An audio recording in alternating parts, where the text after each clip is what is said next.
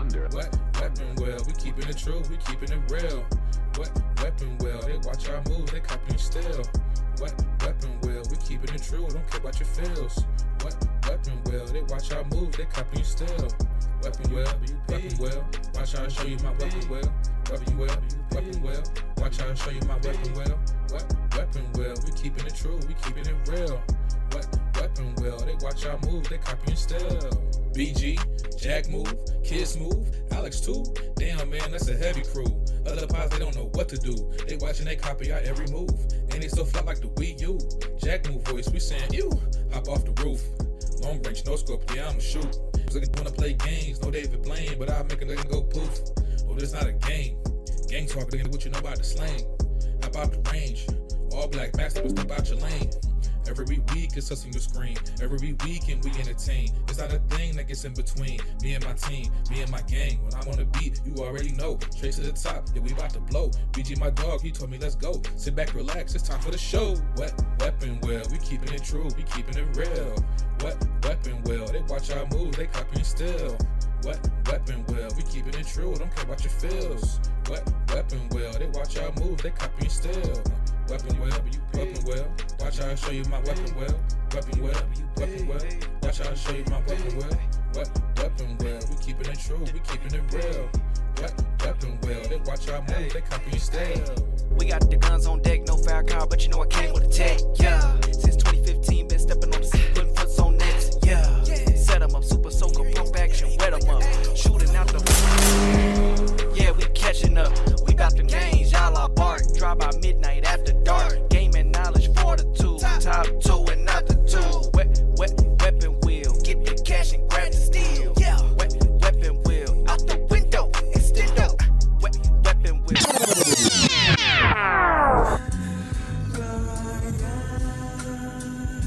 Yeah. It's a new era. When I shoot at your cap, there is no error. Pop out with a low down on a Sunday. Don't check the weather. Leave us smoking in a 64. Then I switch to cartridges in 64. 5-man weave hit the floor. Then we jump in your lobby. We hit the core. 5 sales. What you bargain for? If you ain't gon' pull up, then what you bargain for? Broke the game and then I pull a jack move. Jazzy is playing. You know it's real smooth. Alexander Wayne on the trench coat. Boulders to his feet. Let's see if he can flow. Spend the money. She gon' hit a C note. Gave a review. It was murder. She wrote.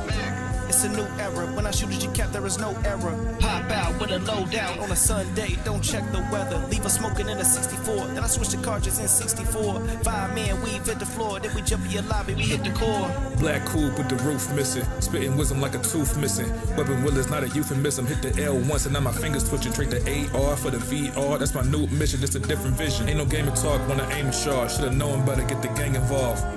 It's a new era. When I shoot at your cap, there is no error. Pop out with a low down on a Sunday. Don't check the weather. Leave us smoking in a 64. Then I switch to cartridges in 64. 5-man weave hit the floor. Then we jump in your lobby. We hit the core. It's Kid Smooth. I'm the soul survivor.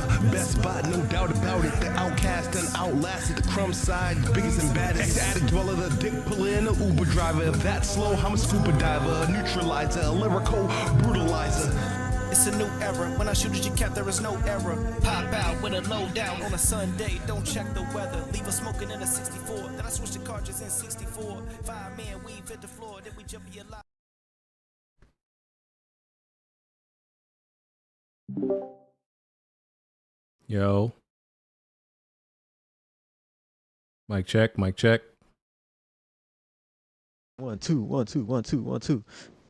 Yo, games is out. Games is out. If you're not playing games right now, you a loser. That don't make sense. What if I'm outside touching grass? Nigga? Touching with the gaming week that we had? Nah, nobody should be outside. First of all, didn't you refund the game because it didn't have ultra-wide support? Well, I did. We're gonna get to that. It didn't have ultra-wide support, so I can't play it. We're gonna get to that. Yeah, I didn't want to play like a commoner, bitch, like a plebe. You a bitch. No, BG, like, you a bitch. You know, like a peasant, like a pauper. Oh, you might. Oh, it didn't have. I didn't want to play like that. Ultra-wide support, so it's unplayable. Oh no, what I gotta do? Like, what I get that? I know a retard that's just enamored by grown ass man, glitz and lights. Ain't talking to me. Grown ass man about the aspect ratio that I prefer to play in. Like, are you retarded? You slow, BG. You're slow. Listen. Oh, I can't. The screen not wide. It's not wide. Why I can't play this? Like what? Are you serious? Hold on. You know how you call yourself what is it? A prosexual? And I call you a race hard? Listen, my orientation is 32:9. That's all I can tell you. That's my orientation. That's my sexual orientation. It's 32:9. You wide. Nigga, like what? Refunding the game because it don't support widescreen is crazy. To you, nigga, be a normal person. Play it like it's intended to be. I got nigga, standards. Why would a like an early 30s game have widescreen support, nigga? What, bro? It's a first-person shooter. Okay, but it's like based in like the 20s and 30s. What is the setting? What does the setting have to do with anything? Bro, Battlefield 1 has ultra-wide support. It took place in the World War I was like in the 1920s. You know what I mean? You know what I mean? You know what I mean, BG. I don't know what you mean. Stupid bitch. I don't know what you mean. Fuck, do Cuphead have widescreen support? I'm pretty sure it does. It probably does. It probably don't. Well, the reason it might not is because of that. It's their excuses because it's hand drawn and all that stuff. I don't know. The point is, all first person shooters should have ultra wide support. I ain't hearing nothing you talking about. Nah, you're wrong. Play the game, BG. You play games to have fun, right? I thought gameplay first, but apparently not. It's ultra wide first. I got standards. You contradict your game. BG, they didn't have no ultra wide mods or nothing. Nah, there's no mods for it yet because of the reason what they're working on it. Developers pretty much said, listen, it's complicated. They working on it. It's gonna take some time. We'll get to that. And listen, I can afford to like not play that right now or wait on it because there was a bunch of other games I was playing. Games is out. I bet. Hey, BG, we're gonna have to start treating WrestleMania weekend like a Super Bowl weekend. Cancel the podcast on WrestleMania weekend. WrestleMania is like kind of ass, bro. Yeah, it is. It was last night. But you seen the card for tonight? I see the card, but I don't have no faith in it, bro. I mean, Roman Reigns. Y'all still hype for Roman Reigns in 2026? You know they're starting off with Brock Lesnar and Oba tonight in like 20 minutes. I gotta go hook up my hot dog machine and shit, so I won't be here that long, guys. You know, a big white dude versus a big black dude. Yeah. You know, I'm cooking some hot dogs, throwing some hot dogs on the roller. On the roller's nuts, bro. Why is this Samsung game is hot dog? Like I'm just looking at this gameplay. Why did that car spin on an axis like 30 times? What is happening? Yeah, the car play is terrible. I will say that it's literally like arm wrestling man driving in this game, bro. Even this running animation, he runs like his prostate is enlarged. Yo, this wide stride he doing, bro. He run kind of like one time. You never seen me run, bitch. I seen you run one time. One time don't gotta run from nothing. Come on, what you talking about? Ain't never ran. Had to run for me, nigga. Bat the piss out of his head.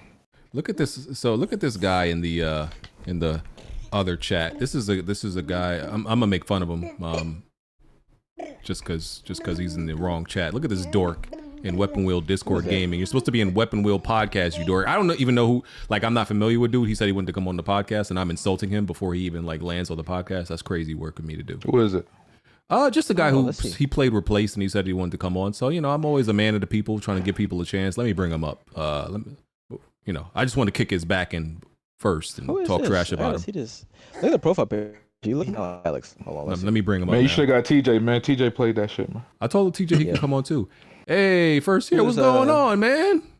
God damn, BG, you trashed me like that? I'm glad you on here, bro. Damn, it's good to see you. I was so excited, man, that you was coming on. Who the fuck is this? I got nothing but good things to say about you, brother. Kick my back in is wild though, but that's crazy. This thing Scotty. Why you starting with like new guests, bro? You're not gonna welcome the man? I say, hey, how are you? How you doing, Red? He scared somebody, you know. He scared somebody gonna one up him on the podcast. Is that not Scotty, nigga? I'm not. No, that's not Scotty. That sounds like Scotty. Hell no. This nigga PSN name is Warning I'm Trash. You trash, brother? Nah, I put that, but then when I dominate, they be like, nah, you ain't trash, you nice. I be like, yeah, I know. Wait, let's learn a little bit about you. Where you from, brother? I'm from Washington, D.C. Southeast D.C. Oh, okay. Why niggas always gotta make where they from sound hard? Southeast, like you from DC? DC, man. Look, you Google it, you find out. Hey, I heard they go crazy out there. How old I are know. you? How old are you? 31. Oh my goodness. Old as Damn, 31. Damn. Hey, look, hold on. You fit right in with these niggas. Hey, look, I got experience in this gaming shit though. Red Peg, man. What games you be playing, bro? Right. Well, right now I'm playing Pragmata, which is me too. Everybody. What multiplayer games you be on? So far Battlefield 6. It ain't really many multiplayer games out. Who is warning I'm trying? So you're not playing He's a guest. You know, the Arc Raiders, the Marathons of the world? No, I actually play Arc Raiders, but I'm waiting for the map to come. I got 100 hours in Arc Raiders. I'm waiting for the new map to come out. Okay. Look at y'all trying to interrogate this nigga, trying to press him, see his gaming credits. He might game more than y'all. I want to get a lick in. I want to get a lick in. How much do you weigh, pussy? How much do you weigh? I was about to ask that. Are you fat? I think so. I guess. Hold on. This is how we gonna test it out. This is how we gonna take it out. Say that you must be fat. Take a deep breath, and I'm gonna see if something leak out your nose. Take a deep breath right now. Do your belly button look like a donut hole? Just tell him. Can you put your thumb in your belly like a tell him like your weight? Tell them your weight and height. That's what they want to know. And your dress size. Pussy. What's your height? 6'2", 265. What height? Oh damn! What height? 6'2", 6'2". Oh. All right. So, you might. You a husky nigga. You wear husky khakis. Yeah, you might be a little. So you playing games instead of being a lineman for the Giants. That's what you're saying. I mean, a lot of people always say that, like, damn, your big Ray Lewis built ass. I'm like, God damn. Hey, what's a lot of niggas, big dick nigga, you should be in the lead. That's everybody say that. That's what a lot of people. Somebody in the comments said, "Yeah, get that meat right." This nigga sound like Benjamin. He from Louisiana? No, he don't sound like Karan. Don't do that. Nigga. He sound like Scotty. You say from DC. Say from DC. Nah, his tongue don't detach. He don't sound like Scotty. He sound like Benjamin though. He don't sound nothing like Karan. What are you talking about? Anyway. Okay. Let me. What up, hustle? Okay. BD like fat niggas, big niggas. That's his type. Yes, bro. He might. I ain't gonna lie, y'all. This nigga might become a podcast member. BG got something for fat niggas. You know crazy, Chris? Hey, hustle and motivate. Chris, you like fat niggas too. All your best friends is fat niggas. Talk about it. You, Karan, Jack, Alex, not small. You love fat niggas. Yeah, that's not big. I'm petite. Yeah. Yo, hustle and motivate. I was just talking about you yesterday, bro. Bro, I call you hustle. It's all love, but you look a little hustle and motivate. That's a fucking OG, bro. This finna be a fire pod. Hey man, don't disrespect hustle, man. I think he just came. He only came in here to pull up on one of y'all. I think. I don't know. Hustle motivate. Probably Red Peg. He ain't pull up on me. I fucks with hustle and stinker. He is very positive. It's hard to hate him. If anybody need their ass beats, probably. You said BRB. Listen, this is a gaming podcast, and there's gaming topics, and there's games out. Look, this BG first time in like 24 months gaming for real, and he very excited. He a Capcom. This been an eventful week. So this been an eventful week, man. Oh, you mean the best publisher / developer in gaming right now? Cap Gods, brother. Let's calm it down. I mean, they are. I've been playing RE9 for a little bit. Hey, it's not as yeah, I know. Don't hear there. I know. Wait, no, you just slow, nigga. Wait, it's not what? No. I mean, we've all seen it before. This nigga Rick Chris, I don't want to do the puzzles. Listen. You played one. You played them all. It made my head hurt. Say. You do sound like that, BG. Oh wait, I know you're not talking. It made your head hurt when you was playing that game. Like regular nigga, it didn't have ultra wide nigga. Like it made me feel it made me feel poor. That's why I didn't want to do it. I'm sorry. Yeah, no, bitch. You're slow, BG. It's a gaming podcast. BG is not a real gamer. I have never heard anybody drop a game because they don't have widescreen support. What type of shit is that? I'm listen. I mean, that's PC gamer shit. They drop a game. Are you gonna drop Soros when it comes out because they don't have widescreen support? Being a real nigga is rare though. So that's why you never seen it before. I mean, one time they do that. They'll be like, I don't like this menu. I'm gonna uninstall. The subtitles are too small. I'm gonna uninstall. Subtitles are too small, exactly. too jaggy. That's literally BG. And also, BG, stop calling yourself a real nigga. That's like saying you the tallest midget, nigga. Like, please. Okay. All right, bro. Like, well, you're not that guy. It's a gaming podcast, so let's talk about BG. Let's talk about games. I ain't bullying BG. Oh my God. Can't believe nobody. Listen, this is episode 491 of Weapon Wheel Podcast. We're on iTunes, Google Play, Spotify. If you want to support the podcast, patreon.com/Weapon Wheel Podcast. You can also become a YouTube channel member by hitting the join button. Also hit the like button. It's completely free. Support the podcast, support black businesses and all that stuff. Support albino businesses because, you know, wontons both. I'm not albino. By the way, we have movie guys. Hey, I'm not albino. Oh yeah, I don't even know. Dick is brown. His balls is brown. What the fuck? Shout out movie guys. Why you address that to the world? What the hell? Oh, my bad. Shout out movie guys podcast. I'm helping you out. You see, look, now they gonna ask how you know that. Well, I mean, we brothers. Don't be ashamed. Brothers. Yeah, we brothers. Don't be ashamed. Listen, me, Alex, one time, we know a lot about each other. Facts. Too much. Them dick and balls is brown, but that booty hole pink. Oh, yo. All right. Okay. All right. Shout out movie guys podcast, please. Let's have some more. Oh yes. By the way, Movie Guys Podcast, we will be introducing a new topic every week. Every episode we are reviewing adult movies. Send in some of your favorite sites, your adult movies, and we will be reviewing them, guys. That's cool. Black Money Erotica. Hey, did you guys have an episode where you guys talk about the movie Primate? I got some takes on that movie, bro. We did talk about Primate. We did, yeah. Okay. Yeah. If this is a gaming podcast. Yes, it is. I know. In case y'all forgot. So yeah, check out the Patreon. You know, you get After Dark. You know, join the Weapon Wheel Discord. And if you want to submit some video footage of your games to be used in the podcast, like what you're watching right now, link is in the description. All you got to do is drag and drop it right in there. It's real easy and simple. All right, I'm BG. That's Alex. That is, I mean, what is your official name? First, what do we call you? First year? What do we do? Everybody call me twin, because I'm a twin, so twin. Everywhere I go. Twin, nigga, you was pushing 30, nigga. Twin? You a twin? You in 30 plus, nigga. You still be dressing like your sibling? Hell nah, my mother still be wanting that shit. I be telling her no, I'm not doing that. Are y'all conjoined at the head? Why would she still want that? Hell no. None of them that like me. All right, we 30 years old. He said it's just another nigga that look like me. we 30 years old. The funniest. Still going by twin. I've never heard a nigga explain his twin like that. Just another nigga that want to beat me. That's twin. Hustle and Motivate. Stop by. Yeah, I did. Real quick. Hey, no DC slander. Hold on. Take the mic out. Wait. Hustle and Stank of it. Yeah, take out your booty hole. Hey, this nigga turned into a 16-bit character. I don't know what mic you're on, but we can't understand you, Hustle. I don't know. Play real quick. let me turn the things down. It's like a bee, nigga. What the hell? That's some radio, You sound like a bumblebee. That's crazy. He definitely sound like a bee, nigga. Oh shit! Am I better? I told you this. It sound like a bee. He said, "Oh shit." This nigga's crazy.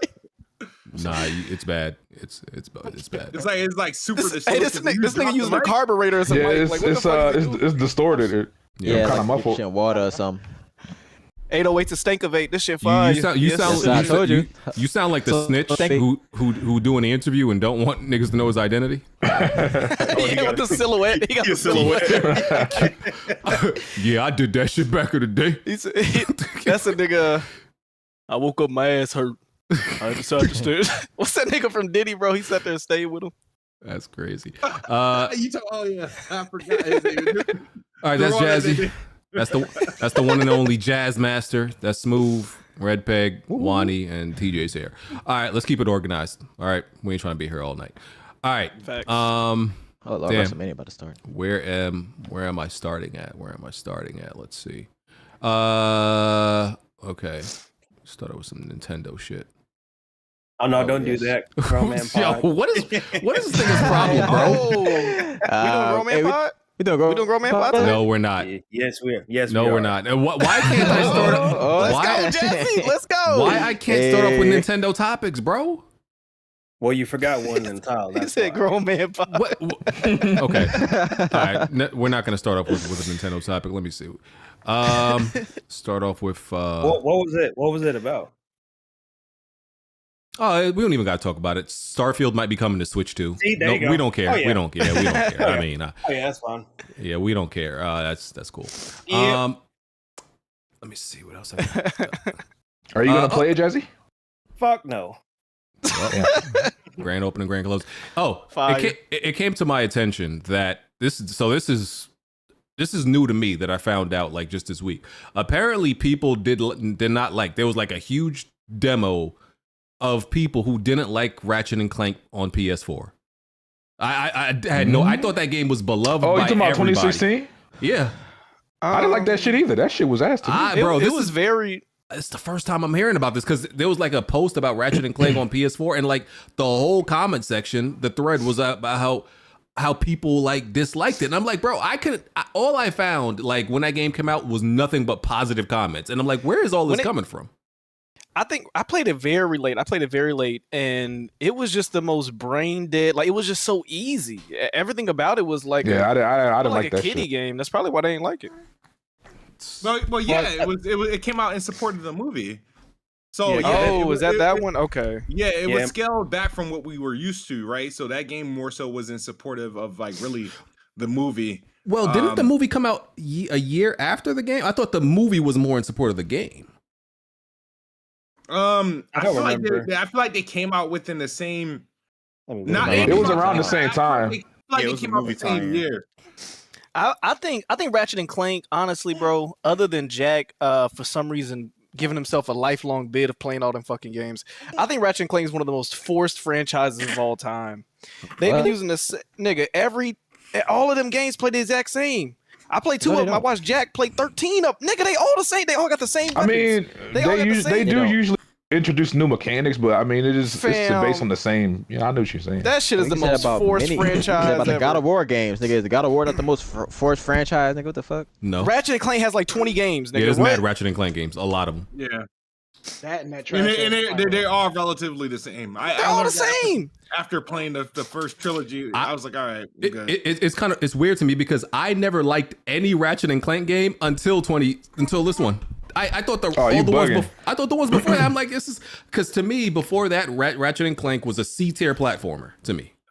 The OG, it was C tier platform fodder. That's what it was. The OG Ratchet and Clank, the first Ratchet and Clank on PS2 is way better than 2016. I didn't play it. I like that's also true. Version.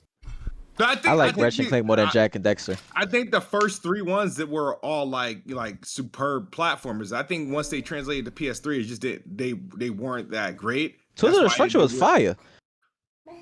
That's why they went on. What feels like they went on like a hiatus. The one they did in 2016 when it came back on PS4. That's the lone one that's on PS4, right? Yeah. That one was more so a callback, I guess, to like the first game, bare bones, kind of like straightforward, but it kind of just you could literally treat that as a remake or a remaster of the first game. And then Rift Apart is the most drastic they've done in the entire franchise. I like Rift Apart. It was a nice casual experience, but did you play it on hard? What do you mean casual? I played on the hardest difficulty. Whoop-de-doo? The fuck? Excuse me? You niggas. We're not doing that argument tonight. I mean, we not of our Ratchet and Clank game. I played Ratchet and Clank on the hardest. It's the principle of it. Even Mouse PI. I mean, we'll get to it, but anyway. I mean, that Ratchet and Clank on PS4 is based on like the original PS2 game that it's based on, but because they did a movie, it's essentially like what, a reimagining? Yeah, because it's not quite in a remake of the first game. Yeah, but I've always heard like negative things about that PS4 game, like even around like when it came out. Okay. So it was like all right. Dragon Ball Xenoverse 3 was announced right before this podcast started. Yeah, because they had Bandai Namco had like a stream for like their video games. That's why. Folks still checking for Xenoverse? Yeah, they've been playing that game for like 10 years. So I don't know if y'all remember they had like a Dragon Ball announcement last year, and they had announced a new game, but they didn't tell us the title. It was Xenoverse 3. That's what it was. Aren't they still dropping content for Xenoverse 2? Yeah, because a lot of people are still playing those games. That's why. Xenoverse 1. Did y'all have the pleasure of playing that? I played both of them. I'm not a loser. Xenoverse 1 ruined Dragon Ball Z games for me for the rest of my life. That shit was so ass to me. You know, I can understand people not liking Xenoverse, but me personally, I had a lot of fun with both of the games, especially playing with friends and shit. But I will say, I don't know if I'm gonna play Xenoverse 3 only because I put so many hours into both of those games that I feel like I'm burnt out from that. Can I ask you? I'm burnt out from Xenoverse. Like, is it because you have to farm? Yeah, I mean, a lot of it, like, Thank you do have to, like, for example, if you want certain moves, or if you want to unlock a certain transformation, you do have to essentially farm. You got to do like the certain same mission over. You got to do the same mission over and over because a lot of the drops are it's like RNG. Like, so you might get the move if you do the mission, you might not. So sometimes, like, I forget which move it was, but there was a particular ultimate I was trying to unlock. Nigga, I did the same mission literally for a week straight until I got that shit. That was on Xenoverse 2. And like I said, I have fun with the game, but I just think I'm burnt out from that loop. So unless they kind of change it around a bit, I don't know, but I probably won't be copping Xenoverse 3 if it's more of that. Yeah. Hopefully you don't have to go back in time and try to change the story again. Like, I'm burnt out of the story mode of Dragon Ball. I've seen it and played it so many times. Wait, Twin, you not trying to play the opening fight with Raditz and you shoot a beam through his stomach for the 40th time since you were a kid? You don't want to play that mission for the first mission again? Fuck no. Get that shit out of here. Oh wait, you don't want to play Cell games for the 40th time? Bro, I be asking Dragon Ball fans that, and they just be acting like I'm a hater, bro. Like, and I get attacked for it too. Yeah.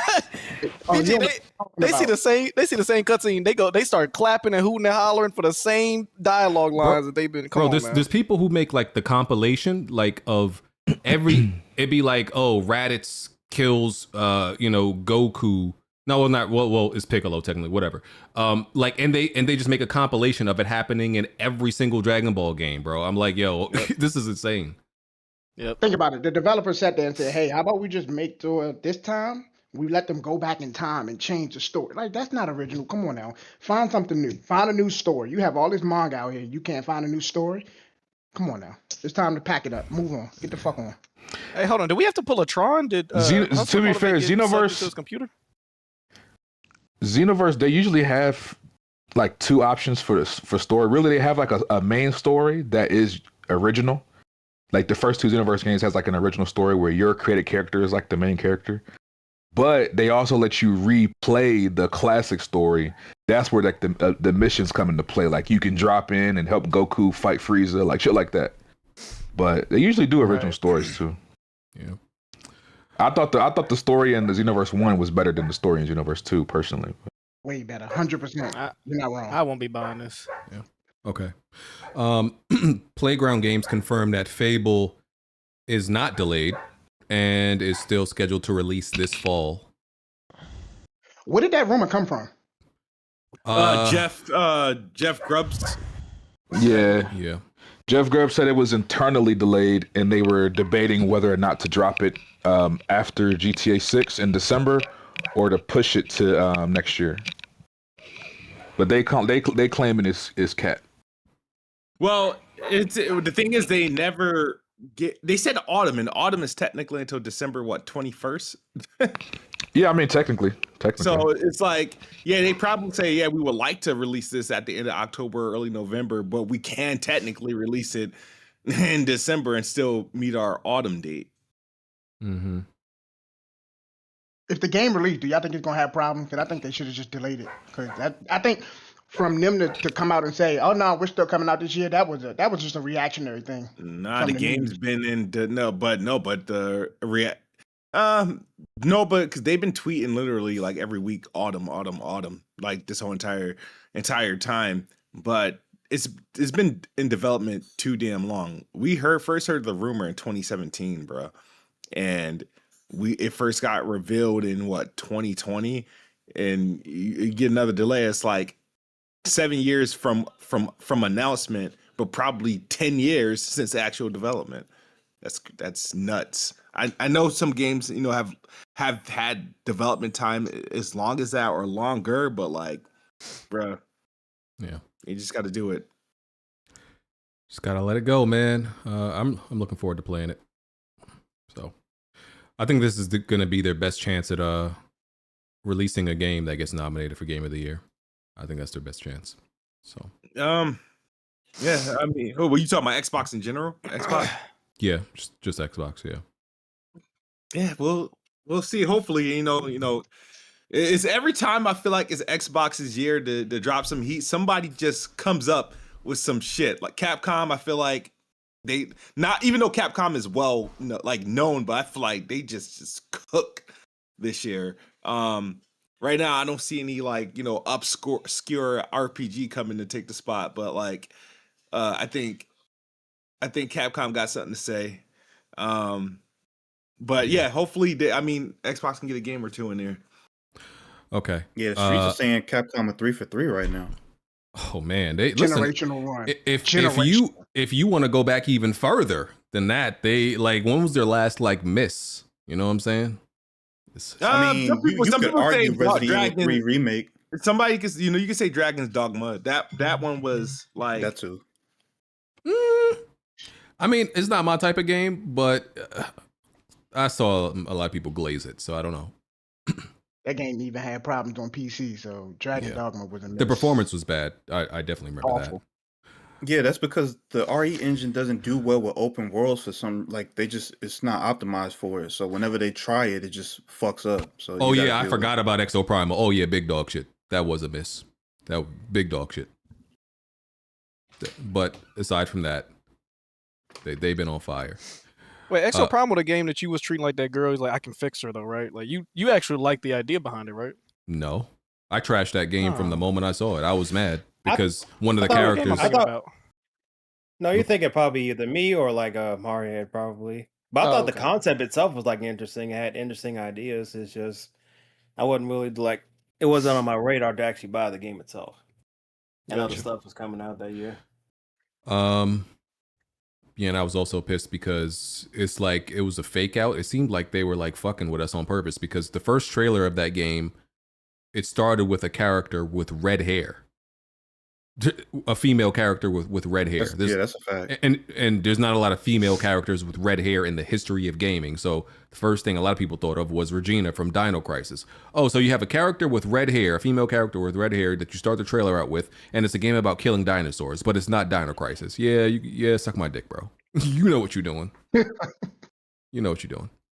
Also, I know nobody touched it, but Kunitsugami Path of the Goddess, one of their new IPs, that game is really good. Yeah. Got a lot of praise.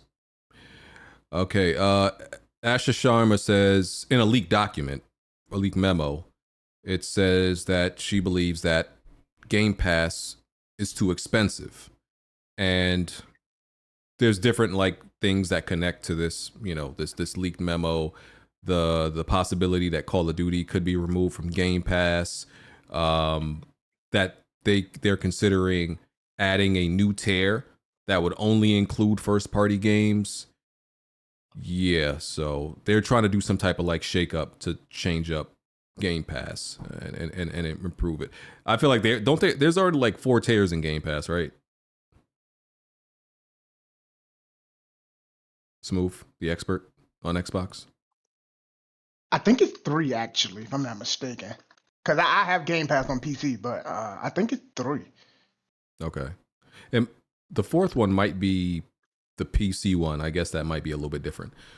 But listen, man. Wait, what you talking about, BG? Asha Sharma saying saying that Game Pass is too expensive and that's why they might be removing Call of Duty from Game Pass and why might be making a new tier with first party games only. It's 3 main tiers. Yeah. And then you have the PC Game Pass tier that makes it 4. Yeah. I feel I don't know. Xbox is about to move out of Game Pass. I don't know the prices of Game Pass, but I don't think the problem is that it's too expensive. I don't think that's the issue. I think what you think it is? The regular is $9. The premium is $14.99, and the Xbox Game Pass Ultimate is $30. I think the problem with Game Pass is just the fact that, bro, the biggest games that you put in Game Pass that you think was gonna sell Game Pass, people are just gonna buy that one game. It's the same thing that a lot of us have been saying for years. Why would anybody like the Call of Duty fan base? We know they're casuals. We know they don't buy that many games. So why would they subscribe to Game Pass? Like they could just buy the one Call of Duty game that they gonna buy Call of Duty. They gonna buy NBA 2K. They might buy a WWE game. Then they might buy that one game that they think differentiates them from the rest of the niggas in the hood. That, oh, I play this and y'all don't play this, like Mortal Kombat or some shit like that, or whatever the fuck they get into. But the Game Pass doesn't have a real value to them.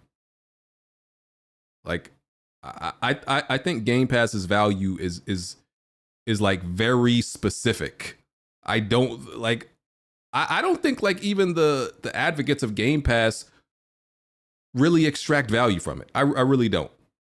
I think they're just fans of it. I think they're just fans of having access to a bunch of the games, but I don't think they really extract that much value of it.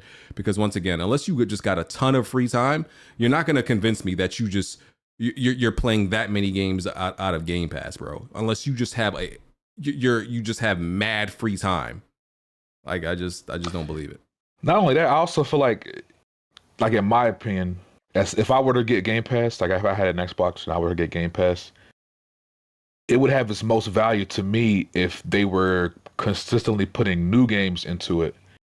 And they might be, I don't know. I don't have an Xbox currently, but from what it seems like is they'll put games that have been out for a minute in there, the occasional first party exclusive. But if they had like consistent new games going to Game Pass day one, that would be a reason to stay subscribed, in my opinion. But yeah. I'm not sure how it is on the Xbox side, but on the PC side of Game Pass, they do put in new games, but it's indies. It's not like Oh yeah. A lot of indies. Yeah, that's true. So like a lot of new indies that are coming out, they'll put those up there day one. But any other game, they're not putting them up there day one. And I don't know what the issue is because you sold me on Game. Well, I got Game Pass because I got tired of paying for fucking game. But you sold me on Game Pass for day one games, and I don't know where the day one games is at. Yeah. I think Smooth had walked away. I'm gonna come back to him on that topic. Movie stuff, since we got some movie niggas in here. An R-rated animated Bloodborne movie is in production from Sony and Jacksepticeye. Now this BG, the first part, I'm like, ooh, Bloodborne movie, okay. Then they said Jacksepticeye, and I said, hold on. No disrespect to Jacksepticeye, you know. I never watched the guy's content, but hearing that he's involved, it just has me questioning a little bit what we're getting into. Just a little bit. And it might be good. It might be good. I'm gonna give him benefit of the doubt, but I'm a little hesitant. Just because my question is, what the fuck does he know about, movies? And maybe I'm misinformed. If I'm misinformed, somebody can let me know in the chat. But I don't know what the correlation is with him and working on a movie. He's just one of the producers. So I was gonna ask, is he one of those type of YouTubers where he like breaks down the lore of like Souls games or something? Like, who is he? He's a big YouTuber, and he's also a Bloodborne super fan, right? Like, I don't know if necessarily being a fan, some people like overinflate the value of being a fan and working on something. Like sometimes it helps, sometimes it doesn't. But he's a Bloodborne super fan. Like, he says he has like Bloodborne tattoos. He plays the game multiple times every single year. He's like dived into the lore, all of that stuff. It's like one of his favorite games. So, and he's a producer on it. Which this buddy for the Bloodborne film. Yeah, and it's like producer is a very vague term, right? Because it doesn't really tell you exactly what they're doing. Like, producers have different roles. Sometimes it's very little. Sometimes it's very involved. You're kind of a facilitator. Right. So I think it's great. I think it's great that he's involved. There's so many times that we get taken off of video games, lore accurate movies when it comes to books, shit like that. I feel like oftentimes our biggest complaint is that these people either didn't play the game at all, didn't read the book at all, or they're purposely doing something different so that their story stands out. One time we've talked about that on Movie Guys a ton of times, where the director has verbally said, yeah, I know the story, but I kind of wanted to stand on its own. I wanted to make my own type of spin on it, because their ego is bigger than the actual story and doing it justice. So I think this is a good thing that they went and got him. I don't see a difficulty at all. I didn't like the nigga, the director. He's somebody that they should say, hey, if you're such a super fan of this, this would be the thing I'd want to do to make sure this fan base comes and supports. If the game sells X amount of millions, then yeah, nigga, I want X amount of million tickets. Come and see this fucking movie. I'm gonna make sure I get one of y'all niggas from your discourse to come over here and make sure we get this shit right, at least to a degree. Yeah, so because a lot of times it either ends up like what's that dude that made all the Resident Evil movies? Anderson, or whatever his name is. Yeah. And then he made the new Monster Hunter movie, but he like it's obvious it's not even like inspired like Monster Hunter that much outside of like a surface level. But to have him be there, just like involved with the project, I think is very cool. I know he has a large following, and this even goes back to where you remember when like Kai Cenat like streamed Bloodborne. Everybody in the moment was like hyping up and saying that hey, they're gonna make another Bloodborne because Kai Cenat is like playing the game, even though that never happened. So this right here is like a lot better, and plus it's like an animated like film. So I don't remember if they said what animation studio is like working on this project, but we'll see over time. But it's just funny to see that we get this announcement this year, which means it's probably been behind the scenes at least last year, especially all the talk surrounding like Bloodborne and From Software, them not making another game, Blue Point and all this. So at least you get something at least. Yeah, but in regards to this, I'm iffy about Sony's track record with putting like making their games into movies or into some other form of like whether it's a TV show, because Days Gone was supposed to get a movie and we haven't seen anything about that in years. So I don't trust it. I mean, do you really need one when you got The Last of Us? I mean, The Last of Us is like, it's out, but it's not the same thing that we played. So it's kind of in a similar boat that you spoke about earlier, where it's like they took their own liberties because, we wanted to do this for TV's sake and change it up a little bit. It's like, all right, but I was expecting this and I got something else. Yes, it's not necessarily a bad thing, because I think that one of the aspects of at least the second season where we actually was able to see Tommy get his moment protecting what's the name of the Jackson. The Jackson. Like that, I thought that was good, because Tommy, we never saw Tommy get his own kind of moment like that. So I thought that was dope about the show, but that was few and far between in regards to the TV show. Yeah. So I don't have any faith in Bloodborne right now. And I love Bloodborne. If you go to his comment section, because when they announced it, I went straight to his YouTube channel to see who he was, and on his first video, somebody commented and said, "Why do you have my Bloodborne?" And his following, they was whooping his ass in that comment section. Like, he had a good following. So they was beating his ass. Like, he made a film before. His film was Godmother. You should watch it. So his following, they rrise from him. Yeah, So Jacksepticeye is he has like 30 million like subs. Yeah, he's old popularity. Yeah, like yeah. This ain't new. He's been one of those. I feel bad for Buddy, because I was like, damn, bro, defend yourself. They whooping your ass. He just deleted the comment. I think my next question is, will this be in theaters or like a Netflix thing? Because Sony, they have like I don't know if they have a deal with Netflix, but they put a lot of their movies on Netflix. And they got a second row anime coming. Well, what was that? You mean Ghost of Tsushima? One time, what was that thing they did? Was that with Amazon when they did the whole God of War and God of War? You talking about that next level shit? The anthology. Yeah, what was that with Amazon? Yeah, that was on Amazon. I still ain't never watched that. I don't think there's no point. I never watched it either. Yeah. Sticking on movies. So that Avatar movie that I think Paramount and Nickelodeon been working on for a while. Man. So the entire movie leaked, right? Hey. And listen, Fire. I hope I don't think this should. Don't spoil it, please. No, I didn't watch it yet. I didn't watch it yet. Hey, I was about to say, may or may not have it downloaded on my PC. Let's see. That's what I'm saying. I don't know if I should like snitch on myself in case they ever decide to go after people who got this on their machines. But Shout out to Mafia. Listen, Mafia. He sent me the whole movie. Mafia, if you get indicted, if you get arrested, my bad, big dog. But yes, nigga, you just pointed him out. What my bad. Yeah, fuck that nigga Mafia Kawhi. Get that nigga up out of here. I just want to give him credit because listen, I just opened my Discord DMs. He's like, yo, whole Avatar movie right here, and I just hit the download button. I was like, oh my god, damn! I sent you a virus. This nigga just if it was him, officer, right there. Yeah, that's crazy. I'm sorry. I had feel to. bad for the Hey, what? audience. Hey, one time, what movie titles you think making BG immediately download? Big Chocolate Butts Volume Big 3. Chocolate Butts Volume 7. You're nuts. Oh my god! All I saw was a download. So this is supposed to be. So this is supposed to be a movie about Aang after he's been the Avatar for a while. When he gets older, I should say, like old. Looks like in their 20s. Because man, this shouldn't be a spoiler. Aang dies young. What? He dies young. For anybody, I didn't know that. Yes, you did.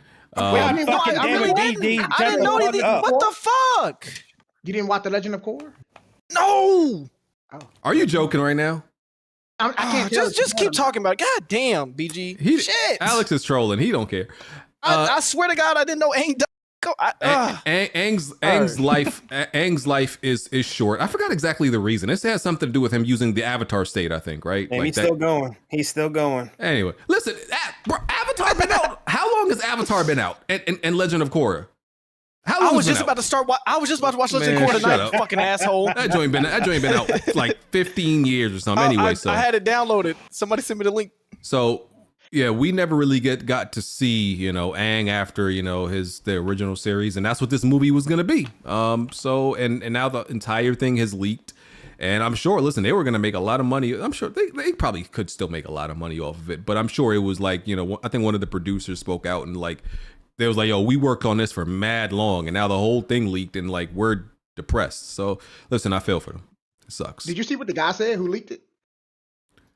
Yeah, I can't. What did he? It was something funny. He was like, "Well, it was coming out on Paramount Plus anyway, so I don't see the big deal. It wasn't coming out in theaters." And when I say the fans was on his ass, they was on him. I was like, "Damn, bro, that's crazy work." Allegedly somebody, might have got it downloaded on their PC. Allegedly me. When I seen it, I was shocked at how fucking clear it was. I thought this was gonna be I'm showing my age. I thought video camera bootleg shit. Yeah, I was like, oh, this about to be bootleg. Some bootleg shit. Ain't it? Man, that shit was so clear. I was like, whoa, wait a minute. How you get this? And hey, BG, go ahead and move on to the next topic, man. You can't be trusted. Wait, hold on, Blandrew. What is the statute of limitations on spoiling something? What this show the movie's not even out, BG.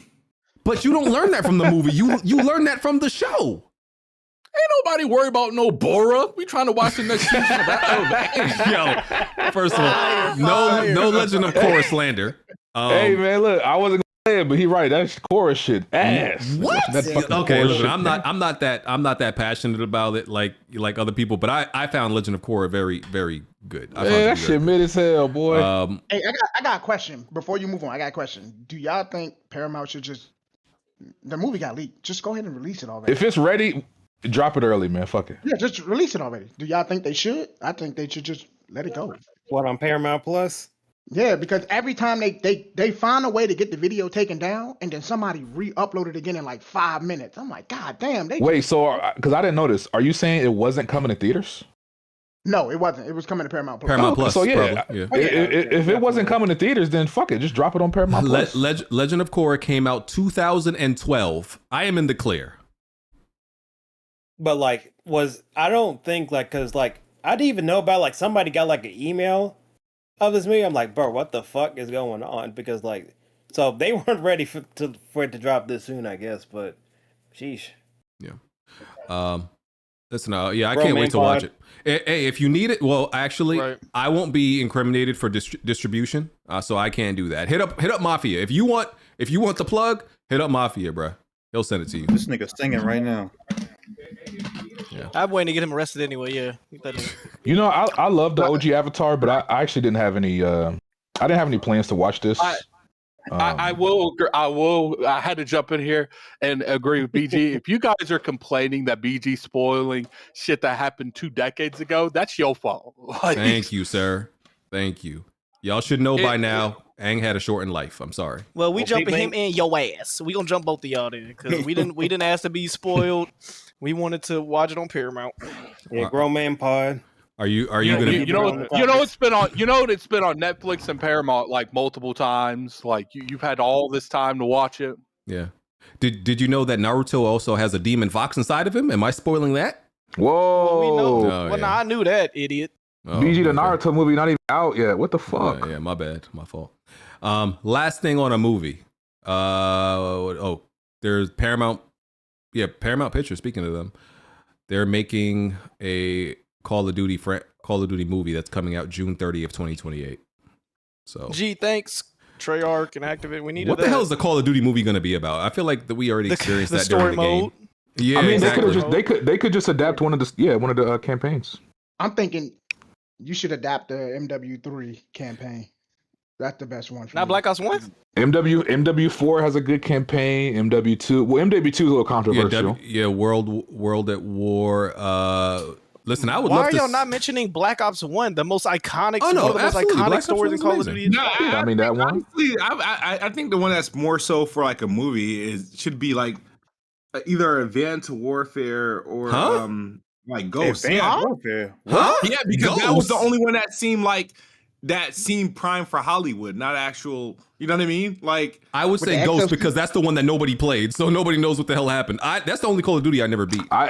Ghost has a good campaign. I stand by that. Good campaign on Ghost. It doesn't, but shout out to you. That man said Ghost. I know people hate the multiplayer, but the campaign was good. I don't know what happened after the first level in Ghost. I'm so mad. I tried so many times to like get through that game. It was like, yo, this is terrible. Now you know the good thing about this news, BG. What? Taylor Sheridan is writing this Call of Duty movie, and for those that don't know, he did Sicario. Okay. He wrote that movie. He didn't direct it. He wrote it, and he also is behind like the Yellowstone shows and the fucking Landman. Like that's all his shit. But Sicario, if anybody ever seen Sicario, fire movie. So him being involved with Call of Duty, I think is definitely that gives me hope that it'll be a good movie. I think people are taking it like way too seriously for the Call of Duty movie than the actual people who make it will be. Because I expect it to be like somewhere along the lines, like maybe like a Transformers, like something else. Because I just looked up like who the director was. He did Battleship and he did Hancock and a lot of other movies. Oh, Mad Explosions. Now, Hancock is fire. Mad Hancock is Explosions fire. about to be in that movie. Yeah, when I heard like a Call of Duty was happening, the first thought that popped up like, oh, probably Michael Bay. Yeah. That's what I figured it would be. Yep. Let me see. Do I want to do? I'm looking for the. The director did Lone Survivor. It's another military movie that I never That's seen fire. that, but I heard it was good. Oh, Yeah, Lone I heard it was good. Survivor's fire. Yeah. Yeah. Assassin's Creed Black Flag Resynced officially kind of confirmed by Ubisoft. Like it's real. We've been knew it was real for a while. It's happening. Yeah. We kind of got confirmation. I don't remember exactly where that they are keeping it a traditional Assassin's Creed game. It won't be an RPG. So that's good. Thank God. That is good news. And it's I think I saw it's releasing in July. I think I saw that. Yeah, July. I forgot the date though. Yeah. So that's good. Look forward to that. Let's see what else I got.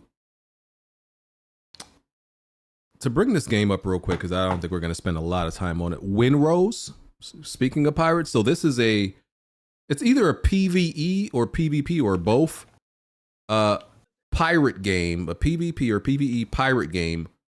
I think it's exclusive to PC, and it's pretty popular right now. It's like one of the best sellers on Steam. It's been out a few days, sold over a million copies. PC gamers seems to be like gravitating towards it a lot. There's not a lot of like pirate naval warfare games. You know, there's Skull and Bones that Ubisoft dropped a few years ago. I don't know if anybody's still playing that. There's Sea of Thieves, and I think that's it. If you into this type of shit. So I think that's all you got. So Windrose seems to be getting pretty popular right now. Yeah, it's a PvE game. Okay. Yeah, it just came out. Isn't that in you can't in kill other Game people? Pass? Nah, you just fighting against AI in the game. It's early access also, by the way. Yeah. It actually it looks a little bit clunky. You know, you can tell it's by the developers is Kraken Express, publisher Pocket Pair. Yeah, so you know, if you want to be a pirate and shoot cannons and shit like that, and you know, base build and things like that, go check out Windrose. So y'all never had a game that you actually wanted to like role play with the voices and the terminology. Y'all never had a game you want to do that with. I've always wanted to do that with pirate games. I The wanted Division. to, like, There we boy, go. The Division. you want to be Jason Statham? I told you. I told you. Nah, but I ain't gonna lie, bro. Admittedly, I've always wanted a game that I would actually kind of like how they do GTA when a nigga act like he a cop or he pulling niggas over. I've always wanted to do that. I just ain't found a game that A, that's good enough to do it, and B, a community that's willing to actually, you know, so do it. You'd be a good pirate, Alex. I think that'd be fun. I'd be like, give me your booty. That's gonna be my only line. That's my only dialogue option. Give me the booty. So there's you know, Ready or Not, the realistic military, you know, the SWAT game that I've played before. So We tried to do it on that. Yeah, so there's actual, like, you can look it up. Like actual Marines, well, whatever part of the military they are. They have like there's channels where a bunch of ex or current military play Ready or Not, because you know it literally plays like a SWAT simulator, and they play it exactly as if they were in the field, like taking on That sounds fun as hell. bro. Some of the like their videos be an hour. I watched the entire thing.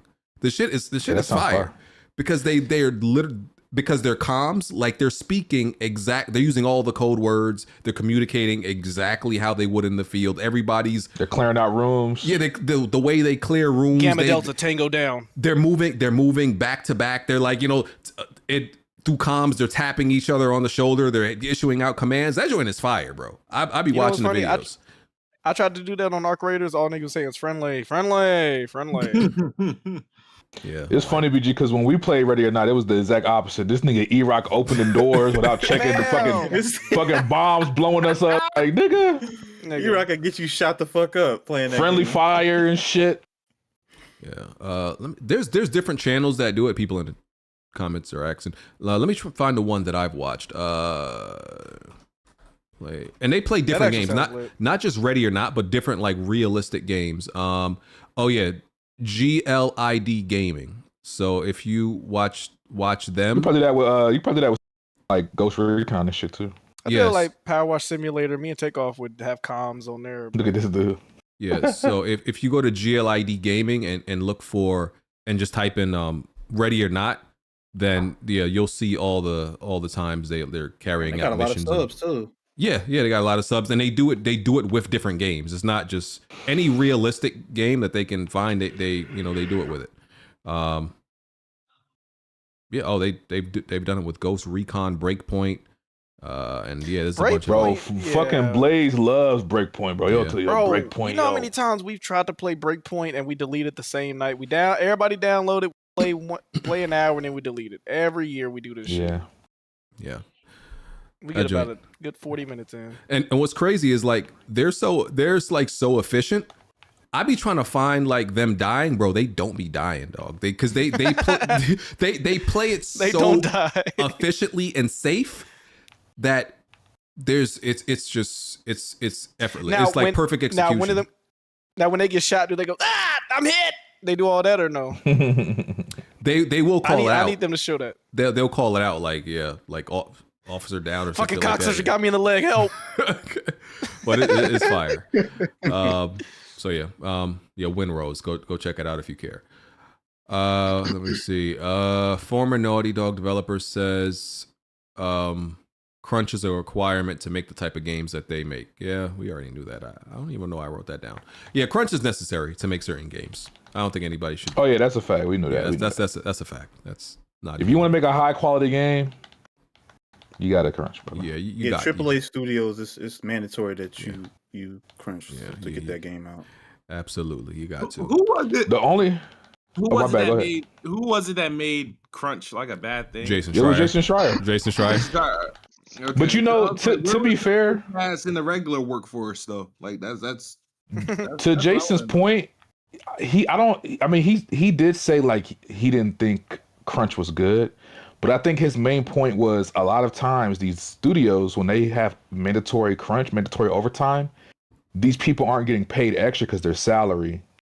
So he was basically just asking for more benefits for people that have to go under crunch, which I actually agree with. If you're gonna make people have mandatory overtime, they should be paid more, higher bonuses, shit like that. I know Naughty Dog gave bonuses to people from when Last of Us 2 came out and shit like that, but I think that was his main campaign is like game developers need more benefits if they're going to be subject to mandatory overtime and stuff like that. I know like when they're in the work, when they're in the work and in the middle of the week and, they crunching and working overtime. Yeah, I'm sure it'd be stressful. But, bro, when you see that check at the end of the week, eyes pop out your head. But that's the thing. They don't get paid overtime. That's the issue. Well, Naughty Dog, they're going to pay. You're talking about the creme de la creme. They get the bonus. But also, BG, he was also saying that a lot of times, because we're talking about salary employees, but you also got to consider they also have contractors.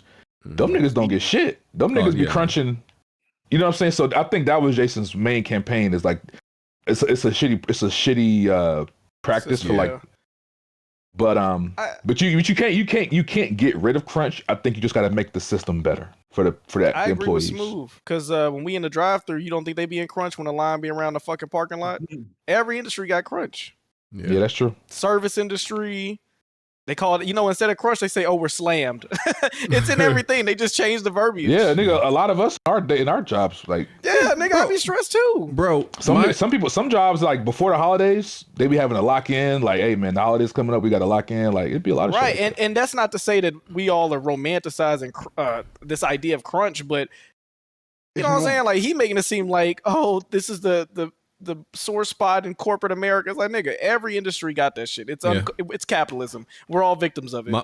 With my job, it's like usually 3 or 4 months out of the year. It's towards the end of the year, right? And it's like it's kind of like a trap, right? Because there's no mandatory overtime, right?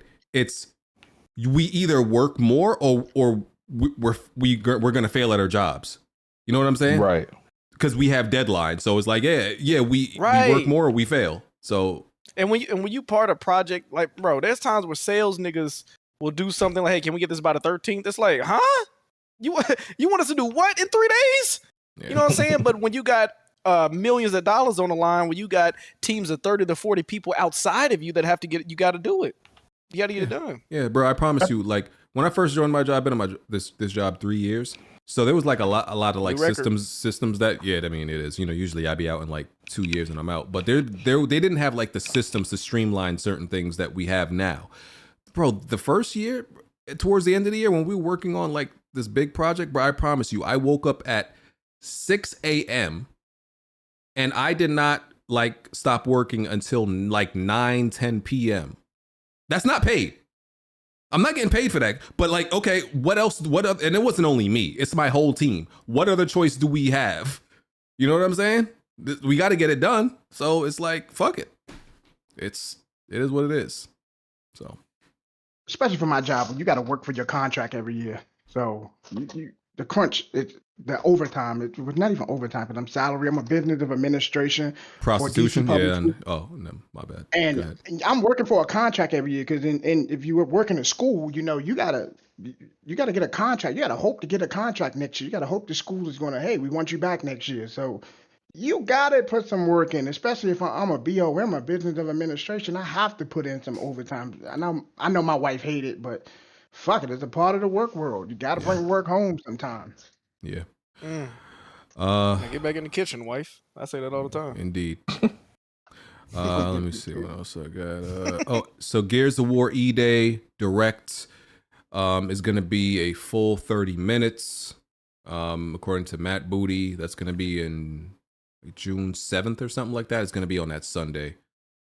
So Matt Booty. Look forward to seeing Please that. tell me when Gears release. I love when your intrusive thoughts win one time. What you said, Twin? Please tell me when Gears come out, E-Day, y'all gonna have a weapon wheel day where y'all just play Gears, the whole weapon wheel panel. Nigga, what? That's what you want? You must be new here. Y'all play games? No. We don't play games. We don't play games no more. I mean, I'm just saying. You don't know any better. That should be fun to watch y'all play Gears. Y'all go online and play against each other. Hey, Twin, 2013 call. They want you. I ain't got time for that shit. That's old, man. Nigga. Playing games with your friends? Come on, my nigga. Who This doing nigga that? said gaming night and weapon wheel.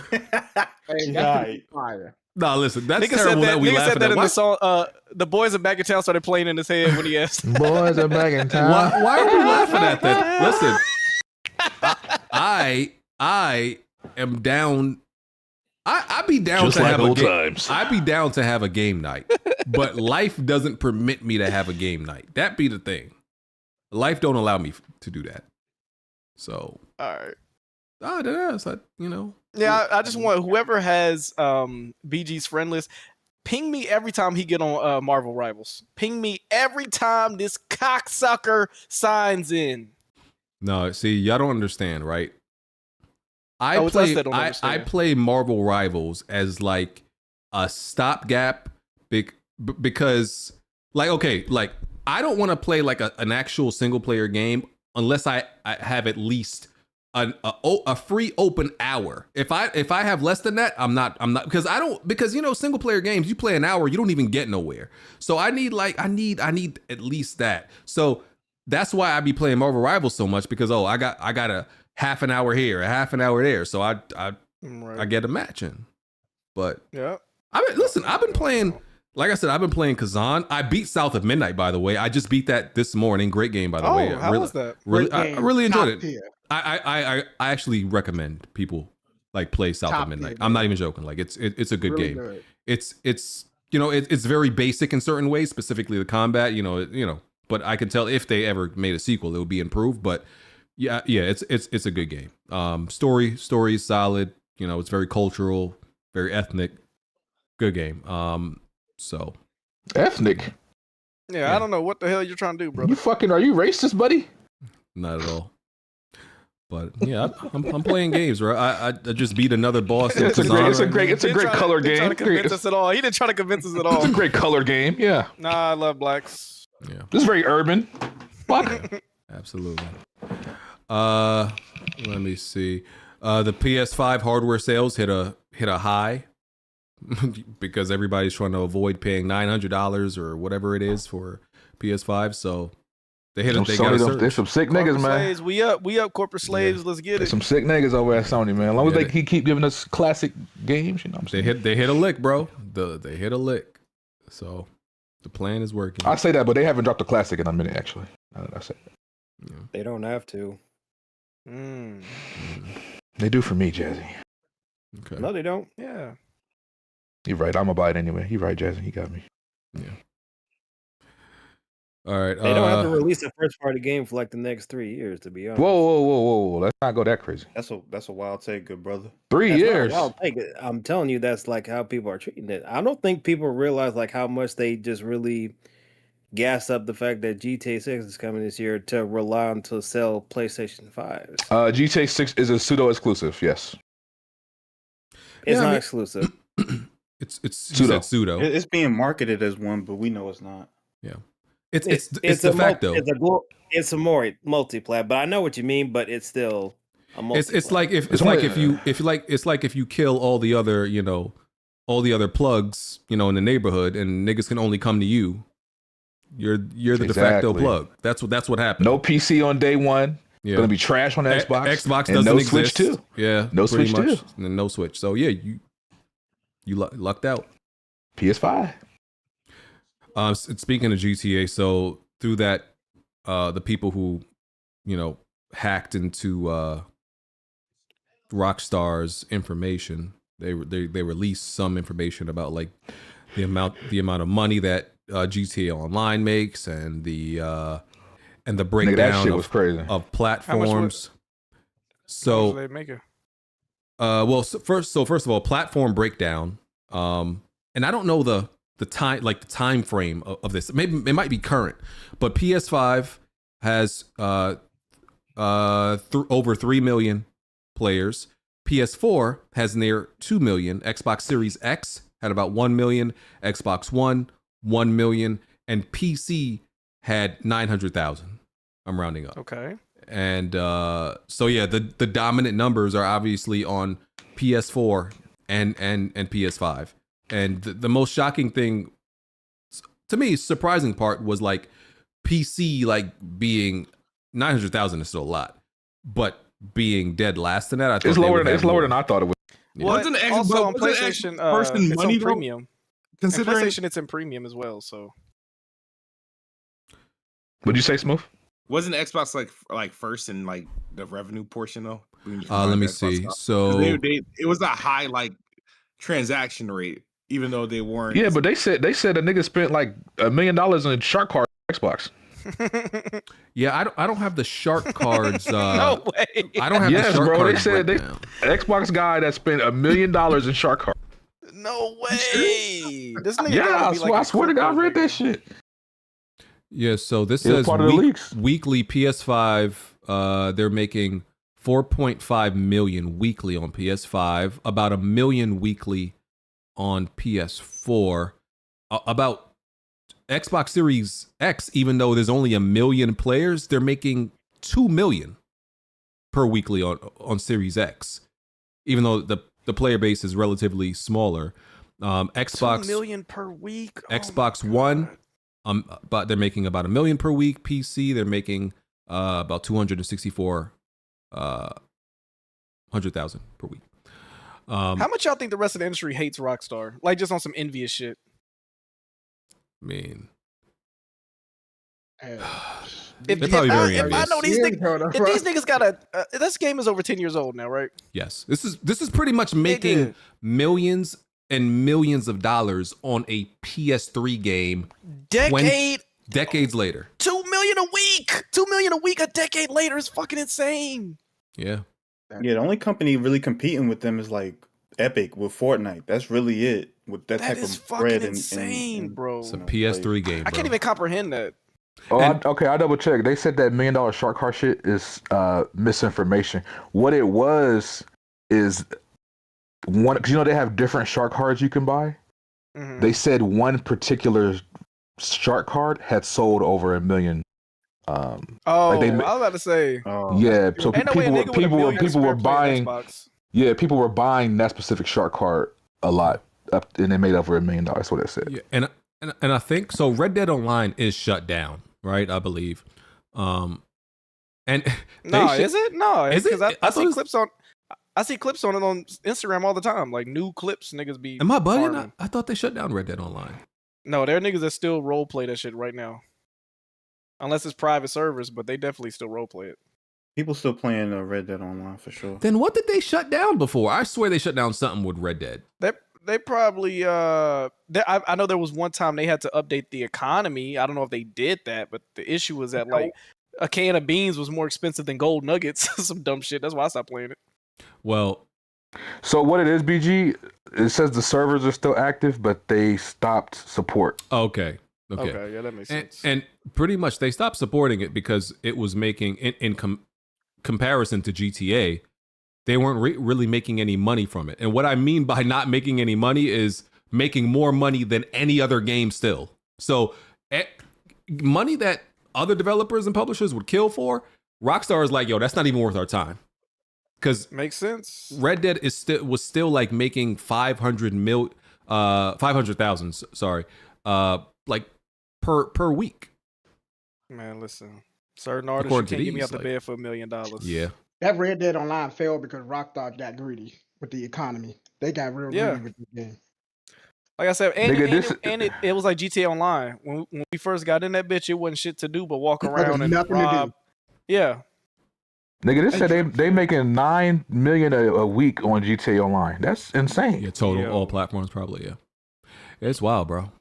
And they made like $5 billion. It said they made $5 billion in a year off of Shark. And bro, it's bro. What the fuck? It's crazy because even when GTA 6 comes out, it's not like everybody gonna stop playing GTA 5.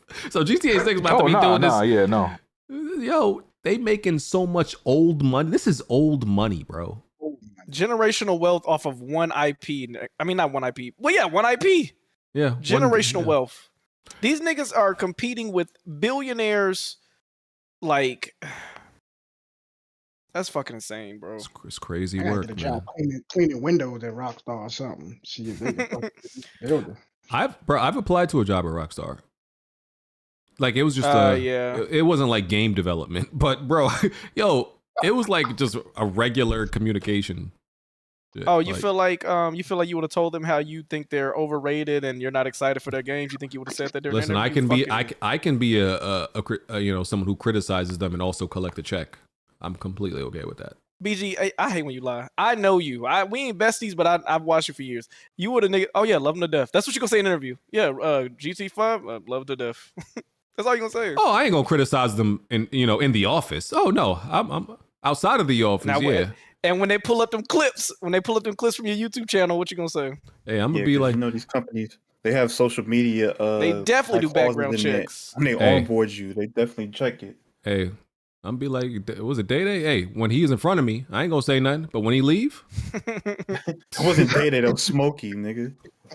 Oh yeah, that was. Oh, no, he's talking about nigga tripping. Paris.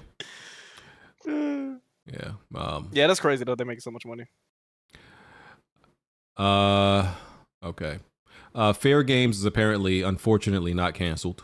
Because let's go. The rumor is that it's getting an extraction mode. We haven't seen this game, by the way. We're getting rumors about like modes and shit. We haven't even seen this game yet.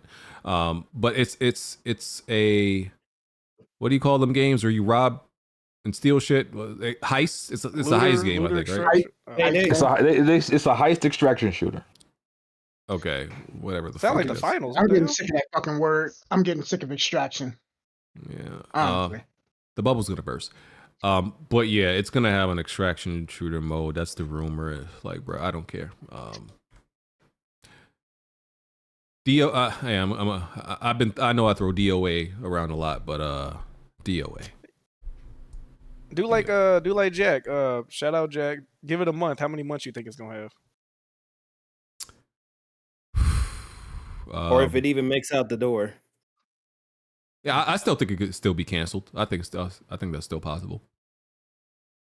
Because I don't know. I want to see it because you niggas, there was a psyop that made y'all were trying to make us hate Marathon so bad before it came out. I ain't gonna say I love the game. I really fuck with that game. Yeah, but you know what they say about you and multiplayers, Alex. You know what they say. That's fine. All the games that I love or that I like, they're not better than me yet. So. Okay. Talk your shit, big dog. I like it. Talk. Well, I don't know. I heard Benji is. I heard Benji better than you. I heard Benji better than who? I heard he's better than you. That's all. At what? And Benji don't even got thumbs, so that's crazy. At Benji, damn. Benji was better than me at X Defiant because that nigga lived, breathed, and shit X Defiant. I'm gonna give him that. But finals, Battlefield, Marathon, nigga, y'all better ask about me, boy. Knockout City, Rocket League. Come on. Okay. Why you didn't say Foam Star? Because every time I mention that, y'all start moaning. So, but Foam Stars as well. I was that nigga. Ask Hardhead. We won't. All right. God of War. So next God of War could feature Chinese, Japanese, and Mayan mythological elements. So we got some other, some previous details about this. So some things that were some rumors that came along with this recently, that you're starring as Faye. We knew that. You're gonna have a companion. Your companion that's some kind of gelatinous cube. I don't know what the fuck that even means. Gelatinous cube is like a Jello cube. That's gonna be okay. You're also gonna have a talking sword. That sounds fire to me. That's cool. Nigga, is this a Disney movie? What the hell? I think I saw somebody say it's gonna be like Merlin, but he's trapped in the sword. I don't know. So High on Life, God of War. They just remix God of War essentially to make this. And yeah, it's gonna explore all those different mythologies because Faye she can jump between all of these realms, so that's why you're gonna that's why you're gonna get a bunch of them. So I guess we see. This might be a Lost Legacy type thing. It might be a really cool standoff.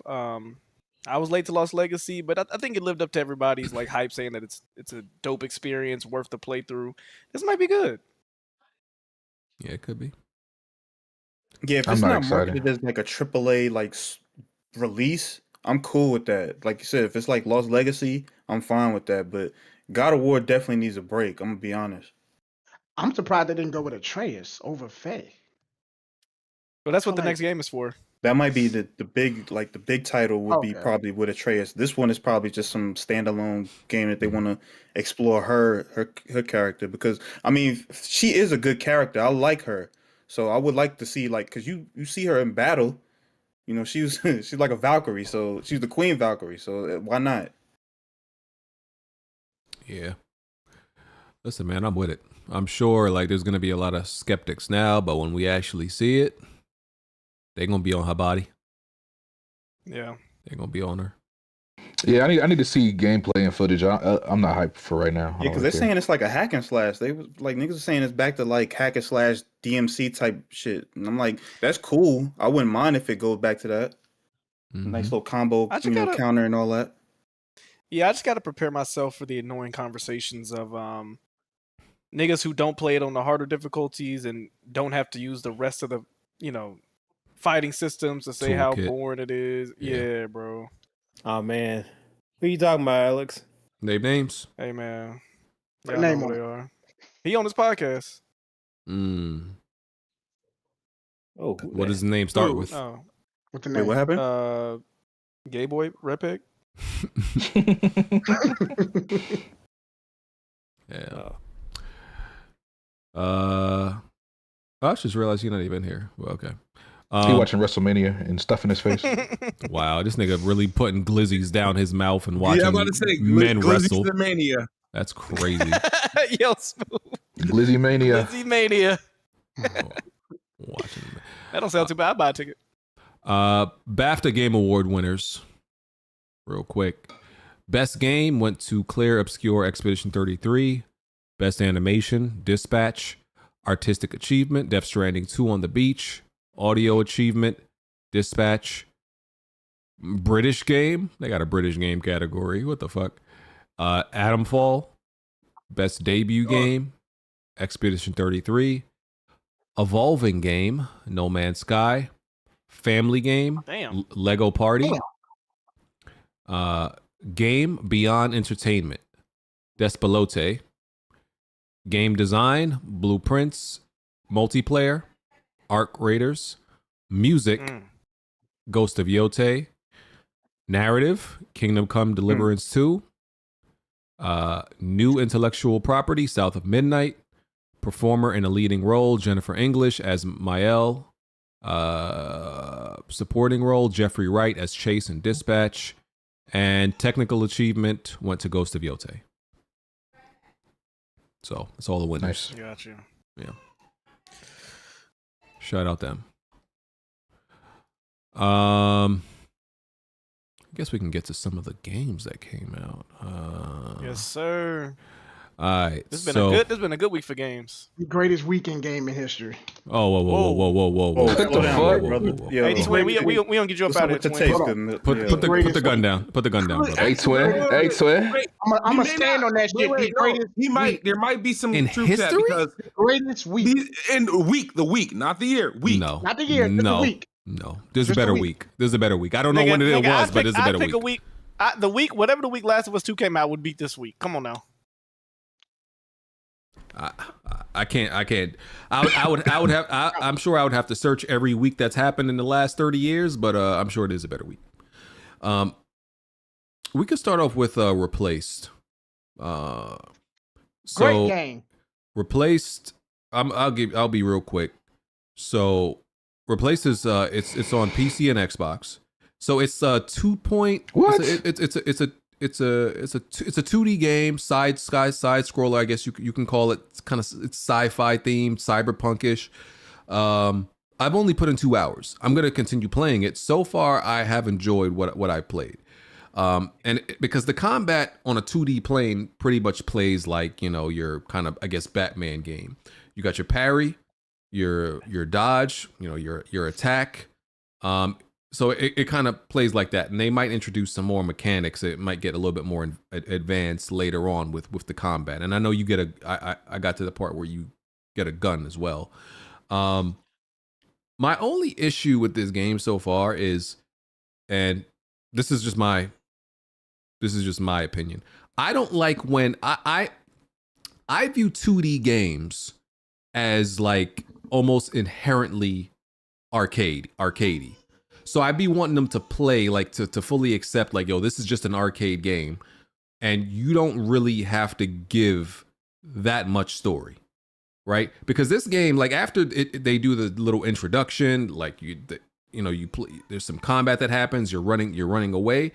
They do the thing that a lot of like 3D games do, like 3D, like almost RPG AAA games do, where like, okay, you get to the town and now there's like side quests you can do in the town, and then you're talking to all the people in the town. I'm like, bro, this is a 2D game.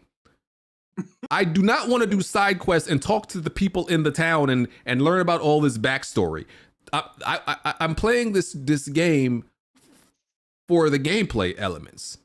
Like don't you like Pokemon? Sure, but what is that's a 2D? You going around the village talking to people?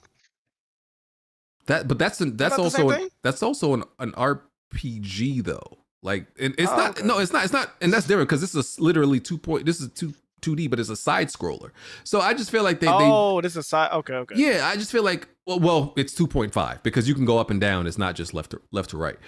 So I just feel like, listen, don't put a whole 30-minute segment in the game where it's just, you gotta like you literally like get some fetch quests. Like, go get this. Bring it here. Talk to this person. I'm like, bro, this I don't like that. I don't like that in this type of game. I did all that stuff, for like the good to get whatever item I'm gonna get for it. But so I don't like that in these type of games. That's been my only issue with the game so far, and I don't know if they're gonna do that like that pattern where here's a combat encounter. You get to the next town, bunch of side missions, more story. That's my only issue so far. Yeah, you don't have to do the side if you don't want to. The reason why they do that is because it's basically an incentive for you to level up some of the perks that you have. So whether you want to level up your health, you want to level up the kinetic energy that you are able to store so that it's faster, they give you that option to do that. Yeah. So, but you don't have to. You could make the game more difficult by not leveling up and just speed running through the story. I want that stuff, so that's why I did it. But I just don't like that's the way I got to get it.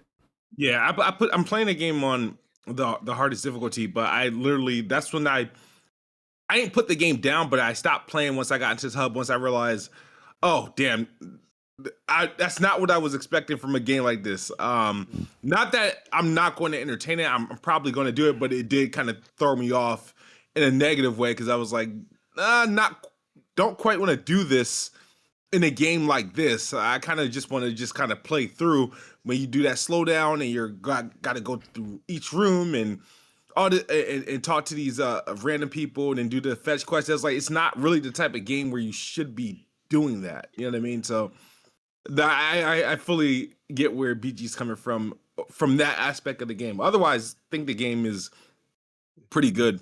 I like the their I don't want to say breaking the fourth wall, but how it sometimes like kind of allows you to go out of like the 2D space. It's not like 100% where you have to where you can break from that 2D pain. It's usually just certain areas, but they don't make it truly obvious, which is cool. So you're going to be constantly like pinging the areas to see if can you go or can you move this? Can you go up there and whatnot? So but they don't fully commit to it. It's just like pockets that they're allowing you to do that.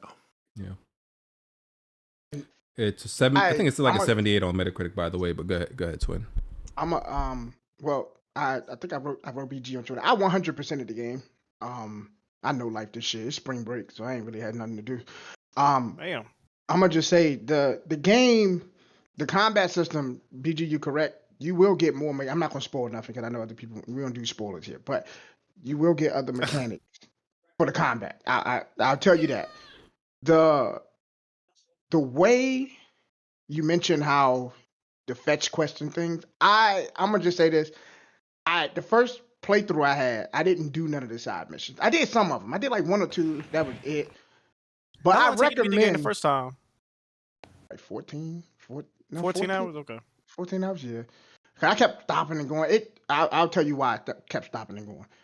I recommend you do the side quests because the second half of the game, when you come against them hard-hitting enemies, you're going to wish that you did the side quest, the fetch quest, so you can get, because they lock it behind power-ups. do. Like he said, you get power-ups and upgrades and med kit. So that's the only way you can get those upgrades. Not the only way, but that's one of the easiest ways. Instead of, they also put upgrades and stuff in the map. So if you're platforming and you want to explore, maybe I can hop over here. Oh shit, I end up getting through here. What's back here? And you get something. But if you want an easy way to upgrade, it's the side quest. But to tell you, Alex, why I kept stopping and putting it down, my only gripe about this fucking game, it's a great game. 8 out of 10. I'm going to say 7 to 8 out of 10 in my book. I know a lot of people got mad at IGN for giving them the 7. They weren't wrong with that. But my gripe about the game, the pacing. This game is slow as shit. The pacing is just unbearable sometimes. It get to a point where I was just putting the controller down and I would just go in the room and go see what my wife doing. What you up to? And she like, what's wrong with you? I'm like, man, this pacing in this game is just, it's so... Man, that nigga love his wife. It was so slow. God damn. I'm just saying, bro, like the pacing, it's crazy because if you go back and watch the trailers of the game, they were showing hella combat. Yeah. As if you're going to get so much It is not like that at all. I'm like, you motherfuckers, y'all got me with the marketing. That's what you're supposed to do, so I can't get mad at you. That's what marketing for. But it's just the pacing is just so slow.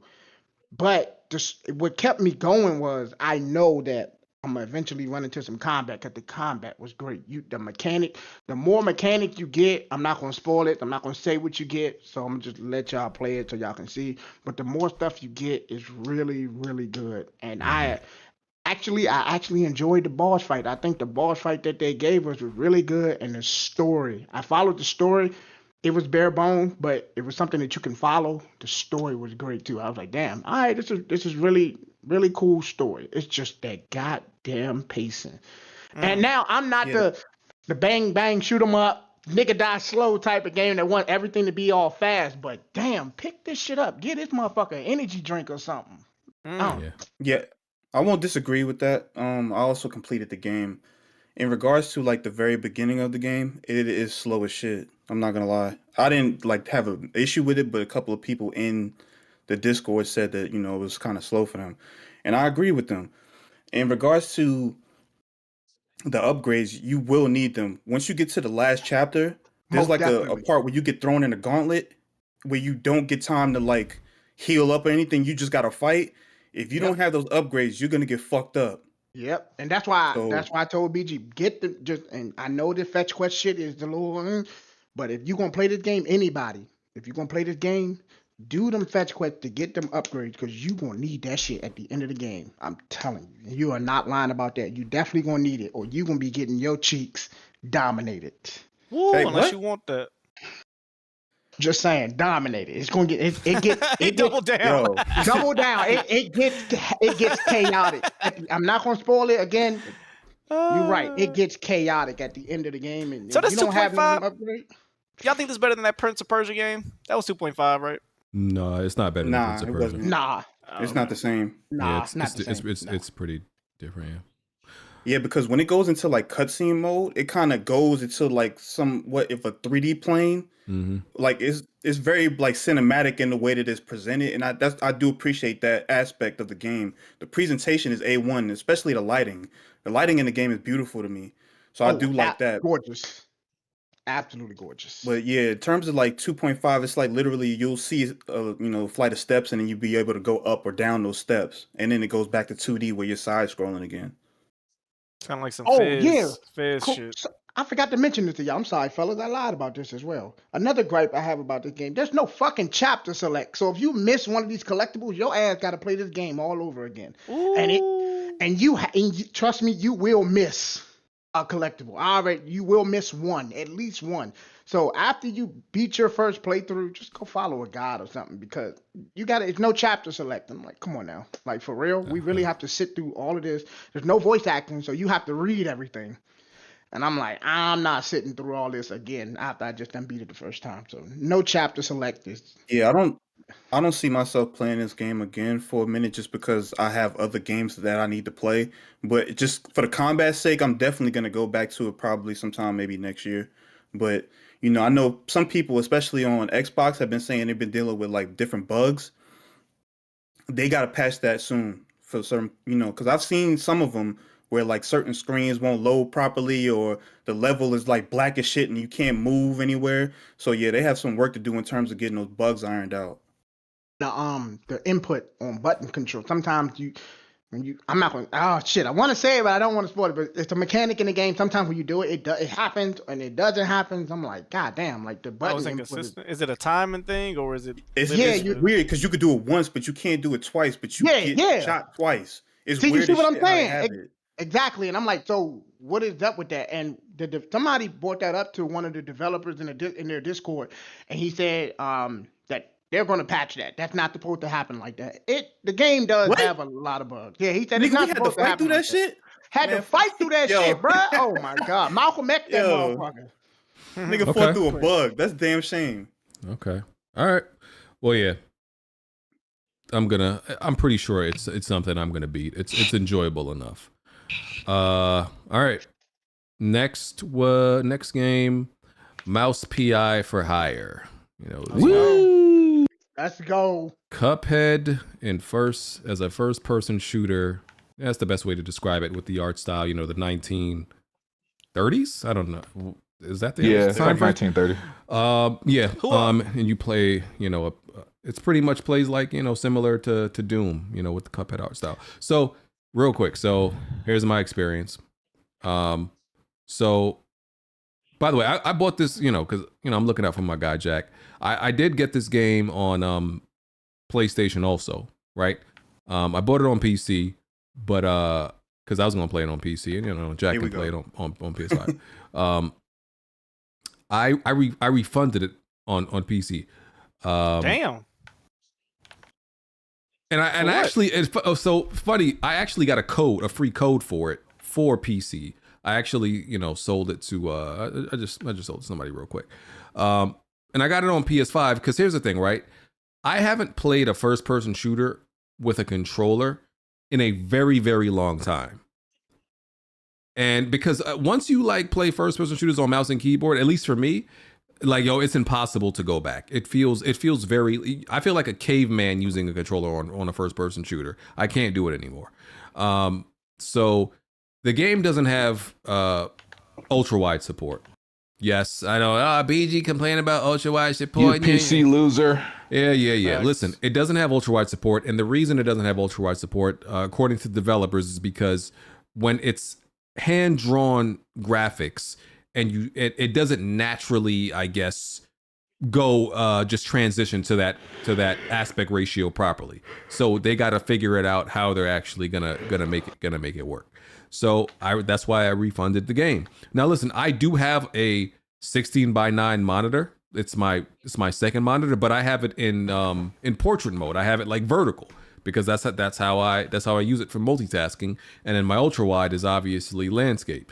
I don't feel like turning my secondary monitor back to landscape just to play this game. Are you fucking serious? Yeah, I'm very serious. Yo, Boy, that's 2 clicks of a button. What I the ain't hell trying are to you do all that talking work, bro. about, I ain't nigga? trying to do all that. He'd have to turn his monitor sideways. That's the too, most wouldn't annoying Oh part. yeah, so much. I don't want to turn my Nigga, monitor. I mean, if you got, I mean, I've done that before for work. Like, if my shit sideways, you got to move other shit on your desk just to. Get Nah, it back to you making an excuse for this nigga. He being lazy. Nah, that's a real thing. That's a real thing. Y'all lazy as hell. Bro, turning from portrait to landscape. Oh, is a I big gotta thing for move my your monitor. monitor 3 inches and turn the can. Yes. 3 inches. That's how I know you ain't got multiple monitors. Hey, look, man, Bro, Jamaicans are what? some hardworking people, except for this nigga BG Yo, right here. I swear on I don't everything like- I love. This is the laziest Jamaican I've ever seen in my First life. of all, Alex, get a bigger desk, Alex, and take all that shit off your desk, buddy. Once How about you suck my? Once I've established like how my desk is set up, I hate when anything is moved, bro. I don't like it. Like it annoys me. So listen, I will play Mouse PI for hire.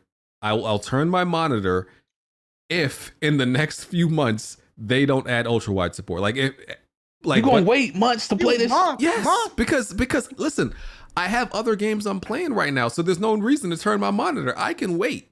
If there's a dead time where I'm like, damn, I ain't got nothing to play, and I ain't beat mouse PI yet, then I'll turn my monitor. Hey, but for one time, now, why- I'm not doing it. One time, why would I shower now when I'm gonna get musty tomorrow? I might as well just not shower. So If you don't play that damn game, you got it on PlayStation. So I'm going to wait. I can't play it on. I can't play first person. Did you at least try it on PlayStation? Did you at least boot it up? I did. No. I booted up for 5 minutes, and I was like, I can't do this. Oh, no. Listen, I'm giving something's credit. wrong with you. I am giving credit. If you play a first-person shooters on a controller, bro, my hat is off to you. That yeah, like we've been terrible. doing since fucking childhood. Yeah, No. Listen, I was able to do it. Yes, I've been doing it since childhood. But once like I primarily started playing first-person shooters on PC on mouse and keyboard, I cannot do it on a controller no more. It feels terrible. It feels so clumsy to me, bro. I can't do it. So my hat's off to y'all. I gotta wait till this ultra-wide support comes in. I'm sorry. So okay, well, look, Freddie posted the picture again. You could play it in ultra wide. How? I just decided to play the game. He said it. You got to ask him because he posted a picture again. Well, thank you. He's playing the game in ultra wide. BG, that was worse than my Starfield review. Somebody told me you could change it in like a certain setting or some shit, but I don't know. Yeah, ask Freddie what he's. Okay, well, yeah, I'll talk to him, but the developer said doesn't even so. I don't know. I'll see, but right now I'm playing Replaced and Pragmata, so Mouse PI for hire, and then Sours comes at the end of this month, so that's later. That's later. What are y'all thoughts on it? Who wanna? I'm 2 boss battles in. Who's further than me? Are you past Are you past the laboratory? I just passed that part. Yeah, that's the second boss battle. Yeah, I'm past that. Okay, yeah, I can go first. Let me pause my game. This game is how can I describe this? Y'all ever seen like a milkshake, and on top of the milkshake there's like a cookie on the straw, a piece of bacon, a donut, cereal flakes. It's a fucking cup on top of the cup on top of the straw. All these delicacies. The milkshake is good, but you really buy it because of how it looks. It just looks so good, so tantalizing, like so many sweets. That's what this game is. I'm on the hardest difficulty, very easy game. The gunplay is very one punch, shoot, bang, shoot, bang, switch to weapons. Honestly, if you appreciate art and you appreciate the Cuphead style, that is literally the only reason you need to buy this game. The most fun I've been having is just looking at the characters, looking at the guns, looking at the smooth animations, looking at how much they've sewn into building this world with Mouse PI. To me, that's been the full enjoyment, full stop.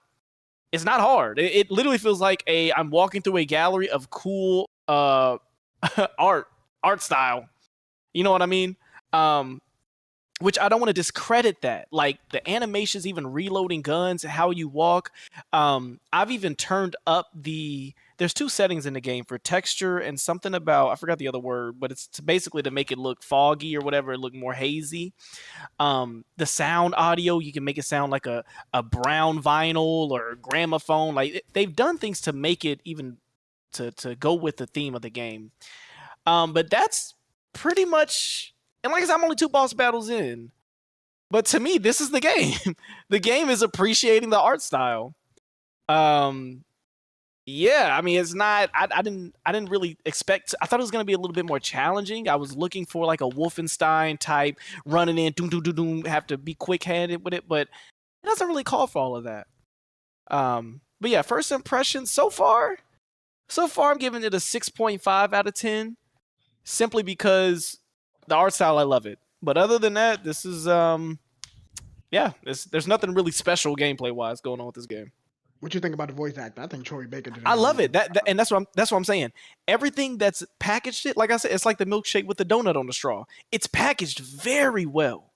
Very well. And to that is why it's 6.5 alone. Before I even think about the mechanics, the story, the gun, just the way it looks, I'm very impressed by how much they've made me believe this world they've created. Yeah, to Alex's point, first of all, I'm having fun with this game.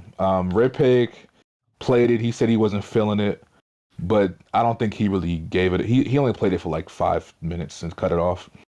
I'm enjoying this game. I do agree with Alex that there's not really much quote unquote depth to the gameplay or the shooting. But it's, as Blandrew would say, it's oozing charm. The characters are interesting. The art style's cool. Soundtrack is great. And I'm having fun with it. I'm actually playing it right now. I've been playing it all weekend. I haven't been able to really. I played Pragmata for a little bit yesterday, which I also love, and we'll talk about that. But I've been playing this a lot. I don't know, just something about this game is just it's easy to pick up and play. I can play it in the Discord while we're talking, having conversation. It's an enjoyable game. To Alex's point, also, like, the game is very easy. The boss fights so far have been very easy.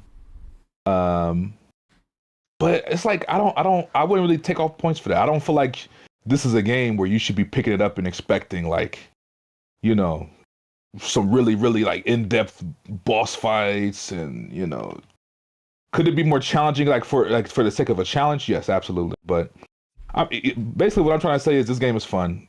Not a lot of depth to the gameplay, but I'm actually enjoying it.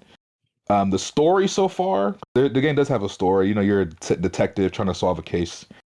I'm not gonna lie to you, it's not really like that interesting, in my opinion, so far from what I've experienced of the story.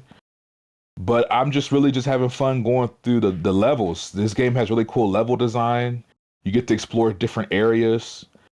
It's not open world, but there is like a map that you can like drive around and go to like different locations, and they all have like really cool designs and shit. So I'm fucking with it. I'm fucking with the game. Obviously I haven't beaten it, but if I had to give like a score, so far for me, this is like a 7.58. It might go up, it might go down, depending how. Damn. When I beat it, like it might go up or go down, but I'm enjoying it. I actually am enjoying this game. And if you like Cuphead, if you like the art style of Cuphead, you'll appreciate this. It's not on the same level of Cuphead as far as like, because, you know, Cuphead has that difficult gameplay and shit that people like. It don't really have that, but if you fuck with the art style and shit, the presentation. That's right. If you fuck with the presentation, is selling the game a lot. Yeah. This is gonna win an award, whether it be sound. It's gonna win an award or something. Yeah. But Wonton, to your point of saying the score might go up, admittedly, if this was a VR game, I would have gave it a 9 out of 10. Yo, this game actually, I can see this game being great in VR. Yeah, this would have been great in VR. Perfect. This would have been great in VR. I was expecting a Wolfenstein type of gameplay. Maybe that's why I was thrown off. And the voice acting, is good. I like the voice acting.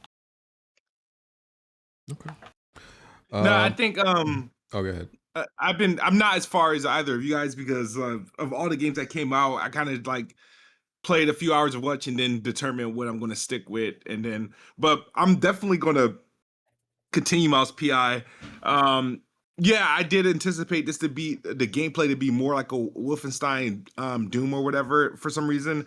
I just thought that's what they would go for. Nothing wrong with the gameplay you do get. Art style, it makes it approachable. I'm actually digging the little detective story that they got. And correct me if I'm wrong, you do like it's multiple like detective cases you're handling throughout the game, right? They got like an Alan Wake court board type thing going on.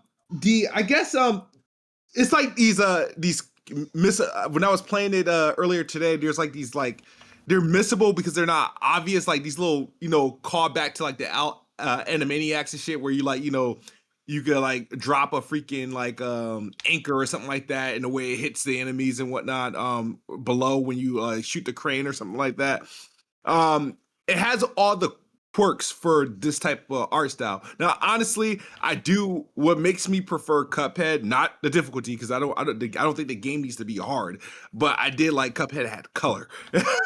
I'm not the biggest fan of the black and white Nora stuff. So, but again, I get what they're doing in the inspiration of it, but I definitely would recommend people checking it out. I think this game is like $30.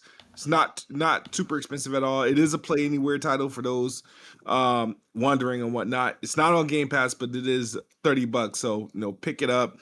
I don't really got a score of it. I feel like from what I played, I don't think my opinion of this thing is going to change. I view this as just a good game. Yeah, it's definitely worth $30. Yeah, I think that's everything y'all have echoed. I agree with. Because I'm also playing it as well, but I took a break from it to focus on Pragmata. So, yeah, it's like I feel like they could have gotten away because they could have easily gotten away with selling this for $50. And I'm hell no, I would have been upset for $50. No, you think so? Yeah, 50. I wouldn't have copped it if it was 50. I ain't gonna lie. Yeah, no, 50, bro. I would have been very. The reason why I'm not too mad at it for 30 is because, like, you know what? I enjoy this art style. It's something different, and even though it's not hard. I don't mind putting this on my games beat list. 50, nigga. I'm not saying it's worth 50. I'm saying the marketing on this game was so good that like we're all saying that we expected it to be. People would have bought it. Absolutely, people would have bought this at 50 prior to what we know because the marketing was good. We thought it was going to be like a little bit more, like I said, more in depth. But people would have bought this for 50. So I feel like they accurately priced their game for what they knew it was. I would have lied to y'all. I'm like, yeah, this is definitely a $50 game. I would lie. I would have reflected that. They would have said the quality doesn't match up for the price. Yeah, I would have been more harsh if it was 50. The fact that it's only 30 is why I'm not mad at it. Just being something nice to look at. And the game does really, and Smooth mentioned it. The game does really well with Easter eggs. It's a Bloodborne Easter egg where you walk up to the window. If you played Bloodborne, I'm pretty sure everybody did. You walk up to the window. And you're talking, the person won't come out the house. You're just talking to him. And she said, "You're not from around these parts." The same thing in Mouse PI. They did a nice little callback. Yeah. They do really well with callbacks. They do really well with Easter eggs from other games. Yeah. Okay. All right. Cool. Let me see. So wait, I'm not letting you get off the hook, BG. Whoa. Damn. Get his ass. Get his. I didn't know you played. I didn't know you played, big dog. No, I ain't played it yet because I'm gonna get it like later on, like in July.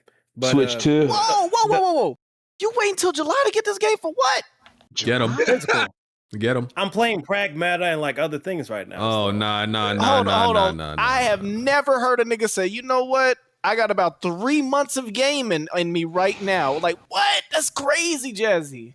Yeah, I gotta take time for like everything else first. Mm-hmm. I will play it in July. Don't get it twisted. But I won't get it y'all won't let me get away with that. Oh hell no! You ain't about to get away with this either. So this whole ultra quotable. Go ahead. Another Jazzy quotable. Okay, yeah, this whole like ultra Discord, wide thing that that you freaked out about. It's kind of funny because like I thought you were getting this like on a console. Mouse PI. Yeah. Well, I got it on a console because I want to also game share with Jack. I'm looking out for Jack, but I was gonna play it on PC. I just tried it out on PS5 since But I feel like even then, I feel like you kind of figured that it wouldn't have like ultra wide just from the fact that it's relying so heavy on the art style. Because a lot of games like that, even if they're on PC, they don't support like ultra wide like natively from like the devs themselves, like in the first place. Like Cuphead doesn't have it. Even the original Hollow Knight didn't have it until like later, until they re-upped it. And then a lot of these HD 2D games, a lot of these games was like really have emphasis on art style. They don't have ultra wide. to begin with, unless you do a patch. So I'm surprised you was looking for that, and even then, you didn't want to deal with like doing a mod. Well, there's no mod for Mouse PI. Yeah, because it's a hand-drawn like an animation. Yeah, and I wasn't thinking about the whole hand-drawn thing and the effects of like and how it makes it hard to like just put it in ultra. I wasn't thinking about all because it's not like we get a bunch of games that look like Mouse PI that you have to deal with that. And at the same time, Replaced has ultra wide support, so it's like okay, I get, like I said, I get why, but it's like if like I don't think Replaced is like some big studio like the developers, right? I don't think there's some big studio, but they managed to have their game to have ultra wide support. So and most games have ultra wide support. People have been like tweeting me and they're like, oh yeah, that's why I don't bother, and that's why I haven't transitioned to ultra wide, bro. I want to say 97% of games that come out have ultra wide support. It's rare when you come across a game that doesn't. I think so. It feels like it. You bugging. I would say 97% of the games that I play got ultra wide support. Shit, apparently not. This is the 3% because most like the big games have it. Most of the big games have it, definitely. So, and you know me, I'm not buying like bargain bin indie games from broke developers most of the time. It's mostly like the bangers. So yeah, most of the shit I play, it has ultra wide support. Yeah, because a lot of these games, they mainly go with like the 16:9 aspect ratio, so they're not going to increase like anything other. That's why they're not getting full ultra wide select support because of that. But later on down the line, but it was funny that you tried to make a stand like, oh yeah, I can't believe this, and I'm uninstalling the game or whatever. But like, I am flabbergasted. You were performative male about it, BG. Yeah, you definitely was. I just told y'all. Listen, I was just announcing what my situation was. I'm like, yeah, I won't be playing this until I turn my monitor or until they add ultra wide support. Why can't you just do what you did with like Final Fantasy 16? How can you pay for that after like a year, but not for this one? Well, there's obviously that you're capable of doing it. There's no mod though. We just told you, nigga, the Discord found out how to do it. Oh no, listen, if he tells me, like, I'll do it. That's what I'm saying. He ain't gonna reach out to him, y'all. BG is never gonna have this conversation with him. Listen, what's his name? Freaky Freddy? Yo, tell me how you do. Whatever the nigga name was. I didn't know.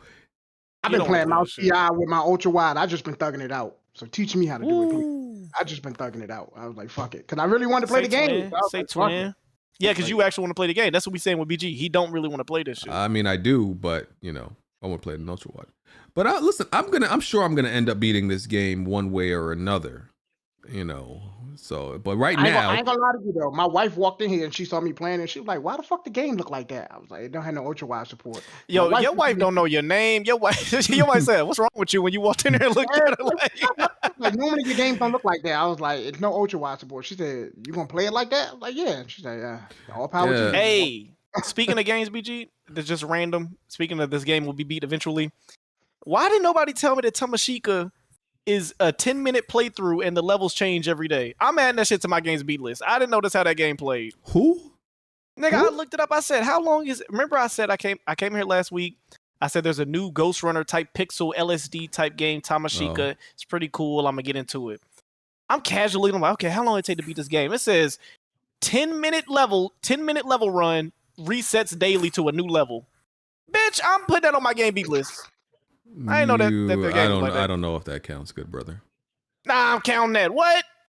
Wait, how many levels is it? It's a daily level run. It's like a speed. It's like a leaderboard. Yeah. I didn't know that. So if it's a daily, nigga, I spent $20. I'm putting that on my shit. I'm putting that on my shit. If it's a daily we don't even know level what that run, game is. Nigga, you talking about that damn game? Nobody knows the Tomodachi is. Nigga, what is that? I was gonna put gameplay into it, but I woke up late today. I said, do you know what Ghost Runner is? Yeah. You know how if you get shot once or you start over from your checkpoint? All the way over. Okay, imagine that. Except it looks like LSD and it's a pixel game. Where the fuck did you find this game though? You was just scouring the PSN store and you just because niggas like me actually play video games. I go to the new game, say, what's a new experience that I can gain? Right. I'm like, y'all, I don't wait for Ubisoft. So you spent $20 free games. First of all, what you just described, it sounds like a roguelike. You're supposed to play roguelikes. That's one of the things. You play them over and over again. It sounds. But what I'm saying is most roguelikes have an end game. It's usually like, okay, you beat it. Did you roll credits when you beat it?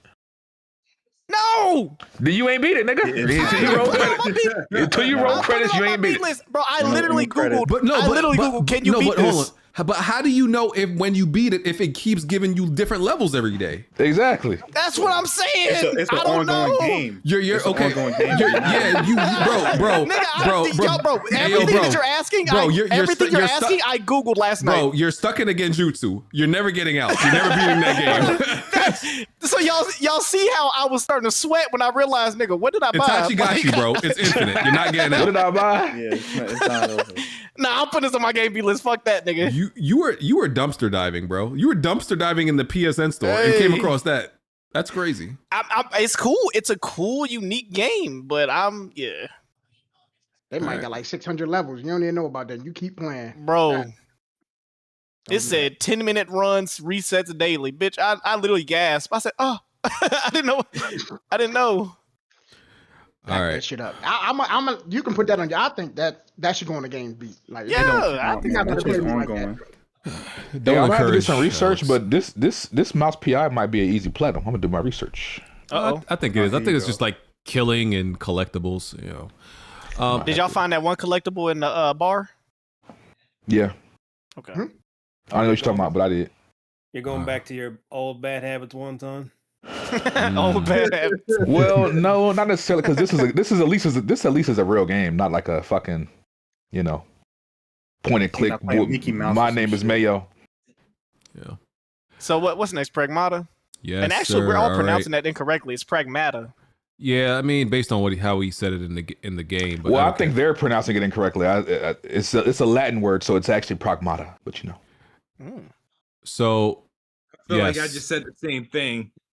Mata and Mata. I say Mata. They kept. I was talking about this last night. They did that in Death Stranding 2. Amelie's name was pronounced differently by 10 different characters in Death Stranding 2. Yeah. So maybe I don't know. Maybe one of the things. Listen, man. Capcom. Cap gods are on a generational run. They are currently the best publisher / developer in the industry right now. Nobody's seeing them right now. I'm sorry. Based on the work that they have put out. Okay. Pragmata came out. I think it's like 86, 87 Metacritic, something like that. I think I predicted that. I think I said 87. Yeah. That's it? Bro, when I play, it might be more. I can't remember. It's somewhere in that range. Listen, when I played the demo, because I be telling people, listen, it doesn't take long for me to know if something's a BG game, if this is something I like. I be knowing very quickly. I played the demo of this game when it came out for 5 minutes. I'm like, I'm gonna love this game. Like, it don't take long, right? When you've been a vet, when you've been doing this so long, you know when something is made for you. And Capcom, Capcom knows me. I feel like outside of like Monster Hunter, that's the only shit that they really make that I'd be like, nah, get that out of here. I ain't touching that. Everything else, watch your mouth.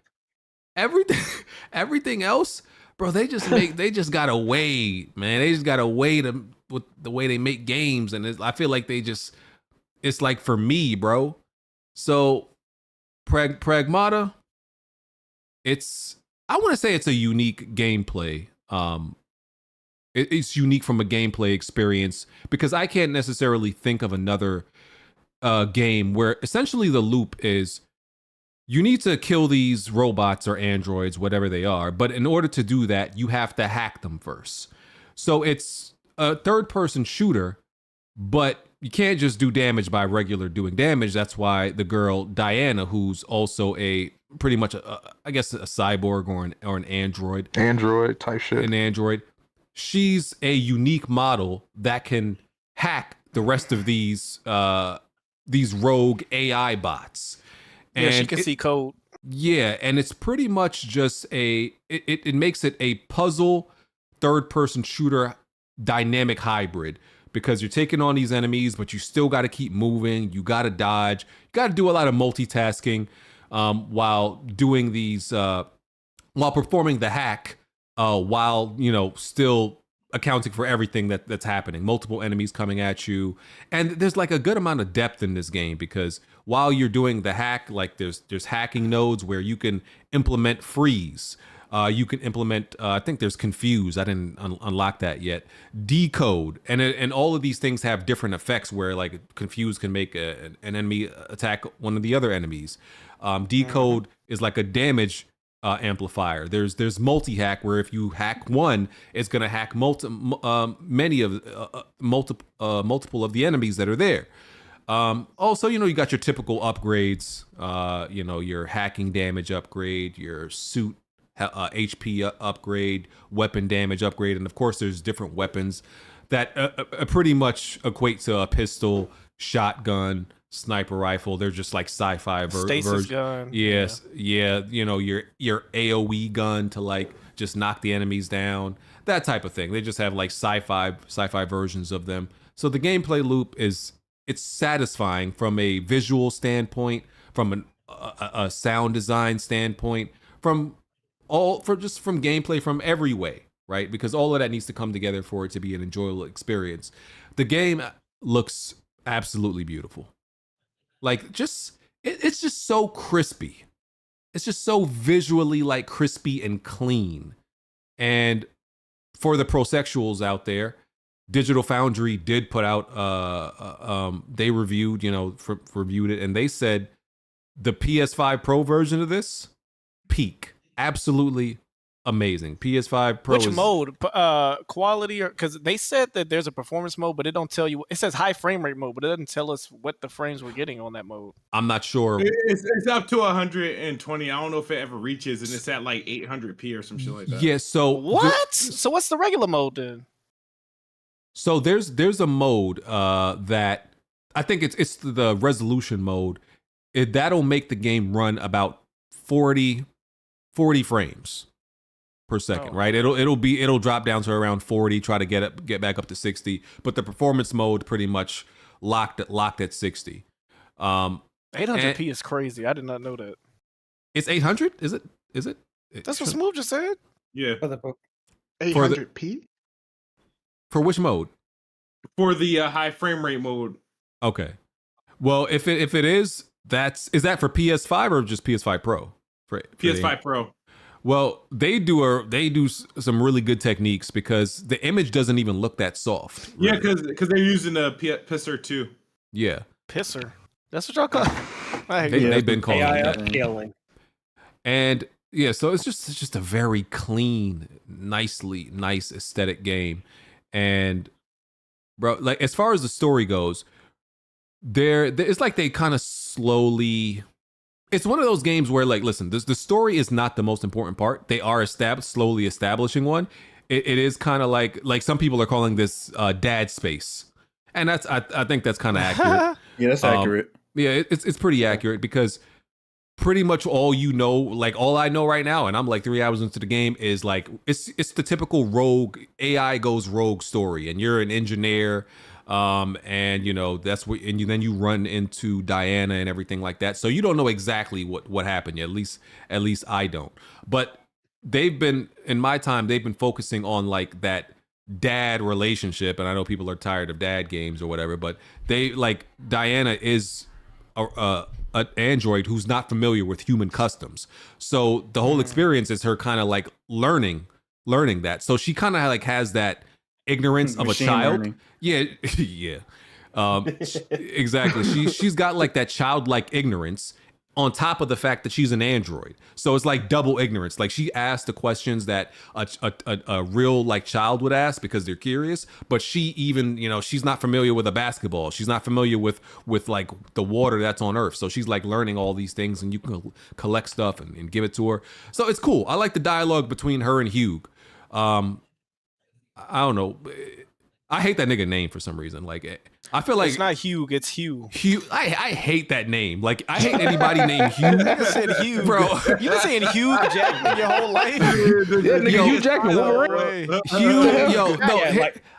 Just say Hugh like the color. No, Hugh, but that's what I'm saying. I hate both names. I hate Hugh or Hugh. Diana and Hugh.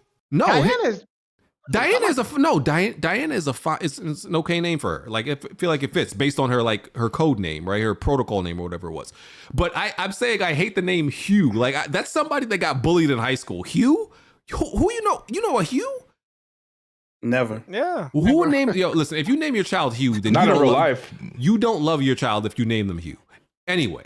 But yeah, I like the dynamic between Diana and Hugh. I love everything about this game, bro. I love the only thing that I had a problem with at first, but then I understand why they did it, is when you die. I've only died, I think, once when I was playing. I know exactly what you're about to say. So you kind of like got a home base. Shout out to home base, I guess, called the shelter. Yes, that's where you go and upgrade all of your things. You have to go back to the shelter, the upgrade, make any upgrades and all that stuff. When you die, they send you back to the shelter, which felt weird to me. I'm like, it feels like one of those games that when you die, they would just respawn you like nearby, but they always send you back to the shelter, to the hub. So I'm like, that's weird. But then I understand is like they wanted to increase the stakes. It's like when you die in a Souls game, not that this is anything like a Souls game, but it's like, okay, you died, so now, and the enemies respawn. So it's like, okay, if you die, you're gonna have to at least go bypass all these enemies again, either like run past them or kill them. So I was like, okay, I get why they did it, because they didn't just want it to be like an absolute, like they didn't want it to be like no stakes for dying. You know? Oh, yeah. I lied. I died once in PI. I haven't died in this game yet. So the checkpoint means you have to redo that whole level? Yeah, no, you don't. You don't have to redo the level, but you basically. So let's say you find the shelter, like the shortcut to the shelter. If you get back to, when you try to go back in, you can check back into that portion of the map. But a lot, like he said, the enemies, they respawn. And a lot of the doors that you open, if enemies were there when they closed, you have to kill them again so that it opens up again. So you don't lose any progress. Okay. I'm not mad at it. You don't lose any if you progress pick up a on collectible, anything. you don't have to. Yeah, you still keep your stuff. I hate when games do that. Okay. Yeah, you don't lose no progress. Yeah. So okay, then I'm not mad at that. Everybody. So yeah, y'all can talk about it. Like I said, I love everything about this game. This is a BG. This is a BG game, especially since I'm like, y'all know I love Dead Space. I love a bunch of games that are exactly like this, bro. So this my shit. Listen, I'm gonna say it early. Like, this is. I don't imagine that it's going to stay like this for the rest of the year. It's early. It's April. I think it's safe for me to say this. Game of the As year. of right now, this is my game of the year. As of right now. Yeah, no, that's fair. That's a fair statement. I agree. This game is this, as this Cat Williams would say, that's my shit. Like this this is peak the type of game I want to play. You know what I mean? You hit me like, obviously I said remember I got like I think I had like 7 hours in the 10-minute demo. Damn, huh? Because I kept replaying it. Yeah, because bro, that is crazy smooth. Because the way they designed that demo, it make it so like replayability, so that way, because it's so short, but like you can get other like drawings that Diana would draw for you. Yes, and then also you got to beat your time and whatnot. So that's crazy.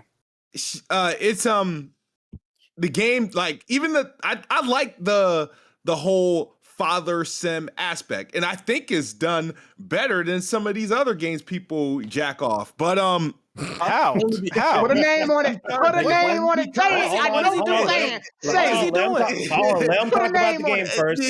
Let him talk about the game first. It's because of the whole Android dynamic and the fact that you can when you're putting pieces together, you're finding out a lot about like her or it, and she's finding out a lot about Hewitt and how Earth, was, or how Earth is, since everything's just a fucking what is this game about? A big printing machine? What's this? Yeah, it's like 3D a giant 3D printer. Yeah, like, so they're trying to replicate like Earth in in like New York City and stuff like that, and I just feel like they really go in like deep with that dynamic. And then the crazy thing is, I don't know if for those who've been playing, but I spent a lot of time in the shelter.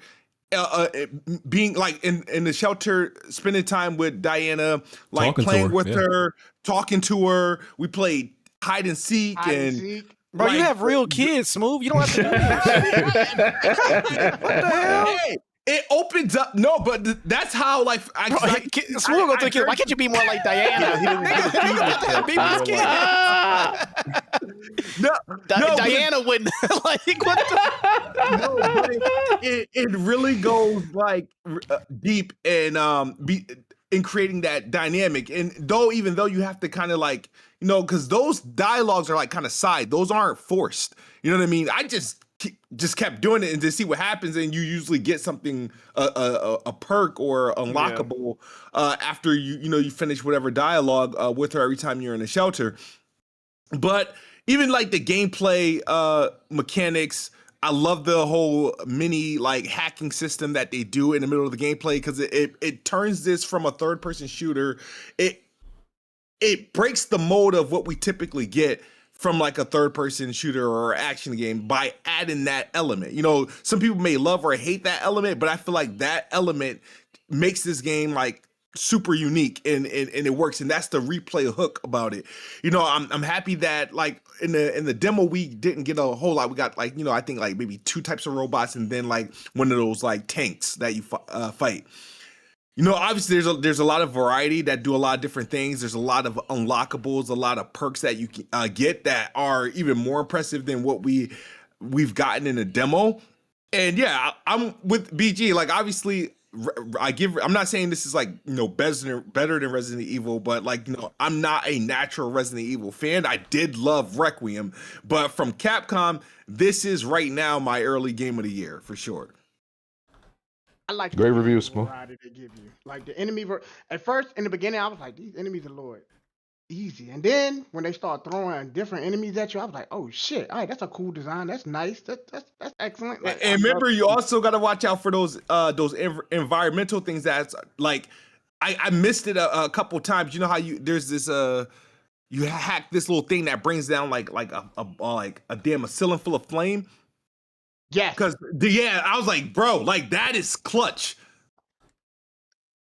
That is so clutch, because they put it in places where you're going to get overwhelmed. But if you use it too early, you only get one shot at using it. So you kind of have the time when you want to use it. Mm-hmm.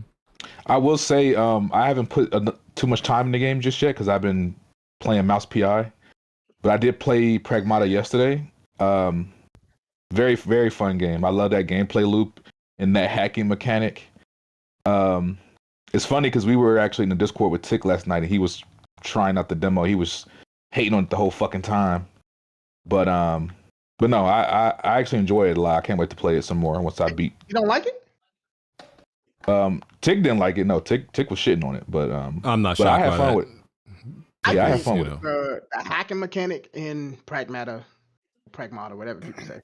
I think that the last time I've seen a game that had something that was like revolutionary and like when I think it's a little bit, that's a big word to use, but I mean something like Shadow Mortar with the Nemesis system that they're fucking keeping on lock and nobody else can use. But I think this hacking system is something different. It's something that it's something new. I'm like, damn, this is unique. I like this. I haven't had this feeling since Shadow of Mortar when they put in that Nemesis. A lot of developers have implemented hacking into their game, but I can't think of one that like combined it with combat and then like hacking. Yeah, hacking is always hit or miss. Like some developer in the game is like, "Yo, this is boring. This is ass." Like, and then it's always like hit or miss and like depending on how it's used. So. Yeah, I mean, I think y'all touched on pretty much everything. I hope I don't get annoyed by Diana. There was one moment she had some dialogue where she was like 101010. I was like, ooh, that was dope. I like that. But I don't fall in love with the charm of the kid being like, what's a basketball? Like that shit don't make me be like, damn it, Diana, I just want to save you and everything else in this game. I don't give a fuck about none of that. I do like the gunplay so far. It's pretty much the demo. I mean, if you like the demo, you're gonna like the game. I've only done up to the demo, the first boss battle. But yeah, I'm hoping that the gameplay, we all like it. Cool. What I'm looking at now is I'm hoping that the story is really good. I hope that the story stays strong. I hope there's a twist. Because right now, that would be the only thing that would make me give this game a bad grade is if the story ends up being ass or it just didn't have a good payoff. Yeah, if it's just too safe. But gameplay wise, I mean, I think this game, no one should rate it under a 7 out of 10 off the gameplay alone. because there's literally The nothing. gameplay is very fundamentally wrong. fun. Yeah, there's nothing wrong with the gameplay. What's gonna get this game to the 8, 9, 10 is if this story does what it needs to do. Mm-hmm.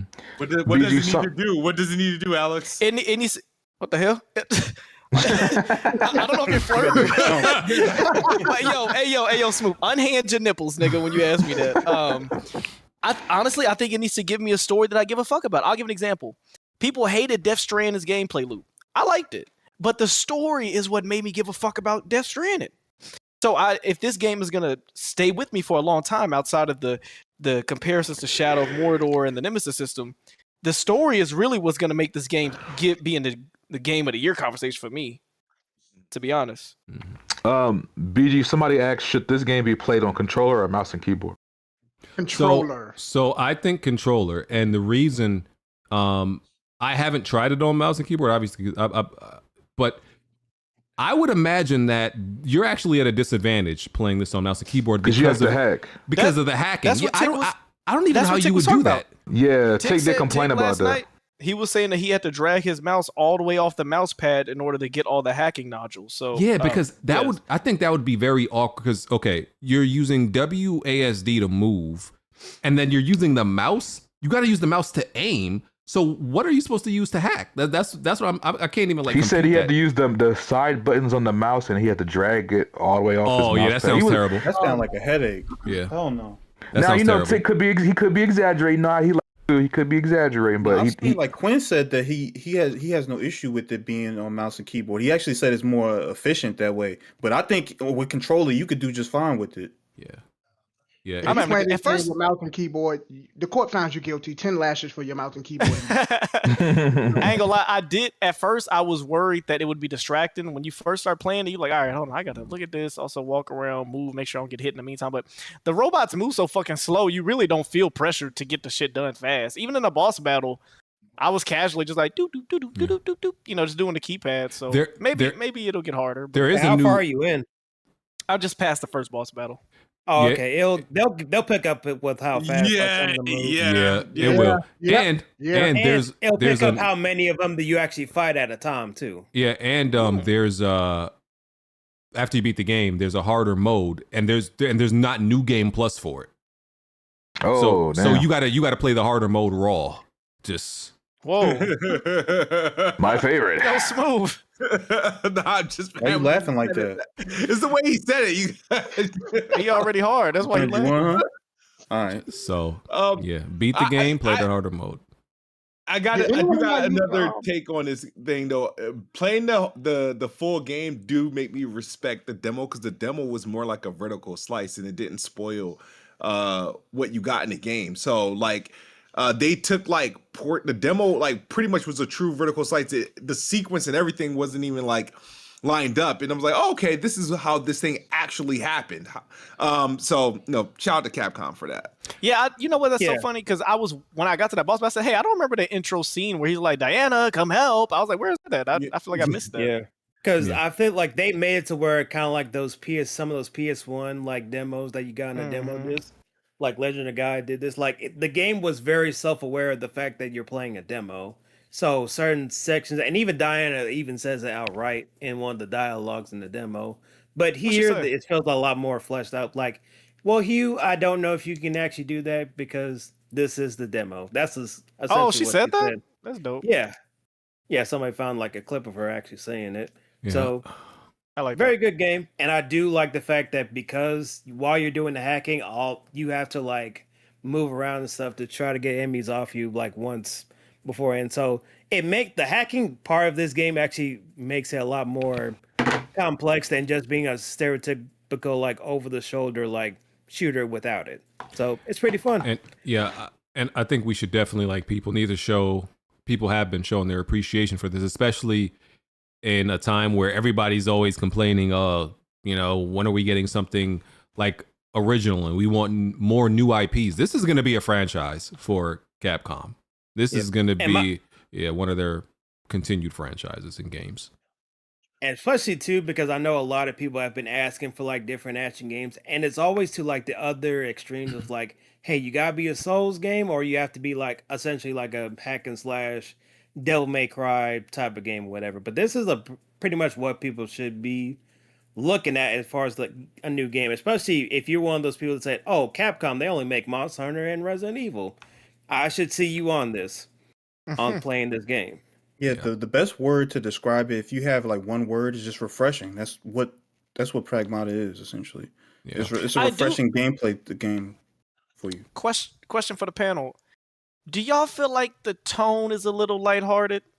Absolutely, I think it's intentional. Yeah, I think it's intentional that way. I think they want a lot of people to play this game. I think that's what people are gravitating. That's a big part of why people are gravitating to it, because they, a lot of the companion games are dark, and they're like, oh, a lighthearted that makes companion sense. game. That makes sense.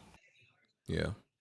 So, And just a side note, the voice actress for Diana is actually a British, like a black woman, by the way. Yeah. Yeah, I saw that.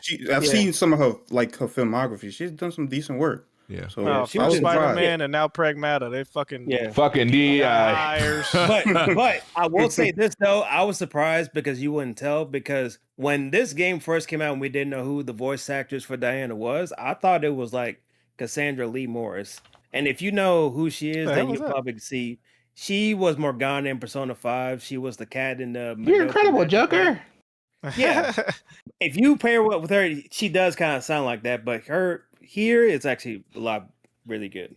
Yeah. So Pragmata, and plus one thing last I'll say, because of like the variety of weapons, I didn't expect to change it up how those were either, because I know they had the standard red gun that does more damage and like the stasis green gun that like holds enemies in like one place that to like slow them down. Yeah. But then later on, like when I got to like the second area, you get it to where it's like, what is it, the riot gun that can actually just like an area of effect, but it actually knocks them down. And then the red one was like the charge. It does hit enemies, but it's more like a piercing effect. So if you hold it down, it'll just go through and like chip more damage. So that little variety for some of these weapons, because you can't just like reload like your stereotypical basic pistol gun. So you have to pick up whatever items you want to see like throughout when you're playing the game. So it's pretty good, like well-designed game. And I appreciate. My fault. Go ahead, BG. No. I was gonna say I appreciate that Capcom makes their games like kind of like pretty convenient to play. Like it like if you miss an item, like it's not really possible to miss an item because you could always easily go back to the area through the shelter, like just kind of fast travel towards it. And they make each area compact enough that it's not, if you miss something and you need to go get it, it's not going to take you like mad long to go get it, right? They break up. They list it all too. Yeah, they'll and be they like one out of 3 things found. Exactly, you can see exactly what you miss. You may not know where it is, but you know what you know how much you miss, and it's like I appreciate stuff like that. I hate games where they tap in, nigga. I hate games that make it a hassle to go back and get something. So I appreciate that from them. I could definitely see Jack going for the platinum if he likes Hell yeah. If this telling him how much shit he got to go, damn well he get that platinum. Yeah. And I didn't realize it. Am I allowed to say what the Pragmata is? Don't you No, I think it's too soon. Okay, because you find out like very, very early in the game, but yeah. I'm gonna keep it on the down low. Jazzy, how does this game look and perform on the Switch 2? Works fine for me because I've been using like gyro or whatever, and the way it works is like because you're using like the left controller to like aim or whatever, because I'm so used to other like Metroid Prime or like other shooting games to use like the right, kind of like how the Wiimote used to do. But here it makes sense because like your over the shoulder is always like towards like the right side of the left side of the screen, because like the hacking portion of it that you have to deal through is always on the right side of the screen. And how are you using motion controls to like this? Wait, you use the motion control? Yeah. That's what how? Like what are you motion controlling? I'm interested. I just use like the left Joy-Con to actually just like aim or whatever. So whatever I aim it left, so it shoots out, not to use like the right stick to aim. Use the right stick to dang? No, I don't have to use like the right stick to actually like aim. Oh, aim. Yeah, to aim. What the world? I just move like the left controller to aim. Just like how you do with like the Wow. Wiimote and like other like shooting games on like for the motion control, like for the Wii. What Yeah. the hell? Are a lot of people playing like this? I didn't even notice. Just for me, because I feel like it's a lot easier to like just aim for accuracy to aim than Is this just use, considered like, a stick accessibility controller. controls? No, this is just like an option that you can use. Yeah. Okay. Wow. Yeah. Go And play. because yeah, because I didn't expect that because I'm so used to other games using like the right controller to like point or whatever. But here it does make sense because you're using the left one to like aim because you're firing off like all the guns and stuff like that. You have other buttons to use while you're actually aiming or whatever, besides just using the right analog stick. So it makes sense. Also, we don't gotta get too deep into it, but I just want to point out there have been some fucking weirdos who shit Yeah, on registry. I was gonna bring it up. Oh, Yeah. man, yeah. I'm ending, no, I'm ending this shit right the fuck down. Listen. All we'll say is nothing. Listen. Unfortunately, the Adobe Acrobat community started being deviant. PDF fire. The Adobe they have a certain affinity to this game for all the wrong reasons. So yes, You see that nigga complaining talking about censorship?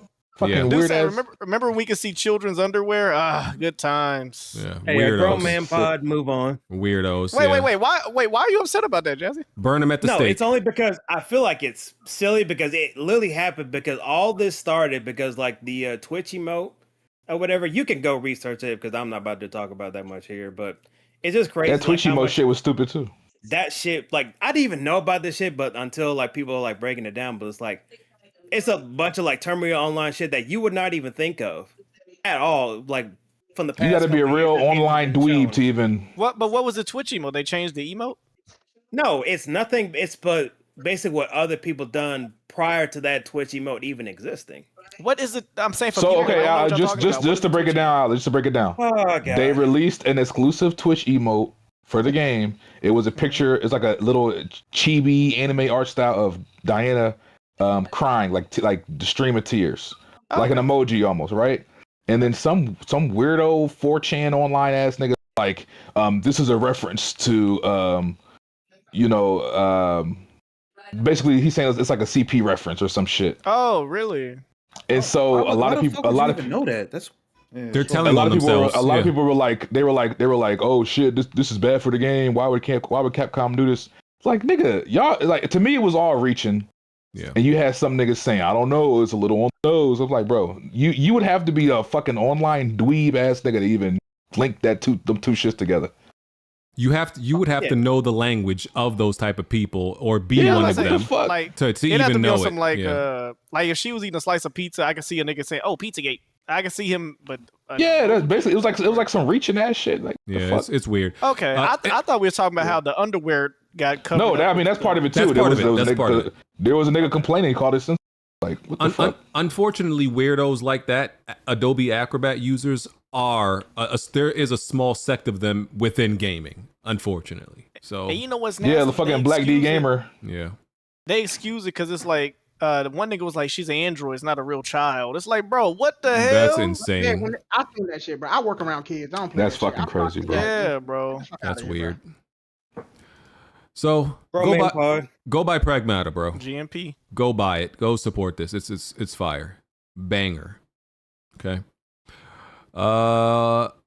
Let me see out there. So I think we talked about all the games this week. What else? Oh, Sony announced, even though they're apparently stopped putting their games on PC, they're still making those INZONE gaming products. Yeah, I don't know if anybody even buys those, but they're still. I heard they making- trash. Yeah, I wouldn't buy it. Yeah. There's a rumor that Starfield sold 140K on PS5 in 1 week. Who cares? Alex, did you continue playing or you gave up on it? Play what? Starfield. Boy, he ain't put that shit back up. Hey, but no, you know what's crazy? What I love about Pragmata? You know what's crazy? Anytime they start with, you know what's crazy? Yeah, okay. So it's over. It's over. No, it's not Jover. Bro, I said that I'm gonna beat it by the end of the year. I just bought 4 By the games end this of week. the year.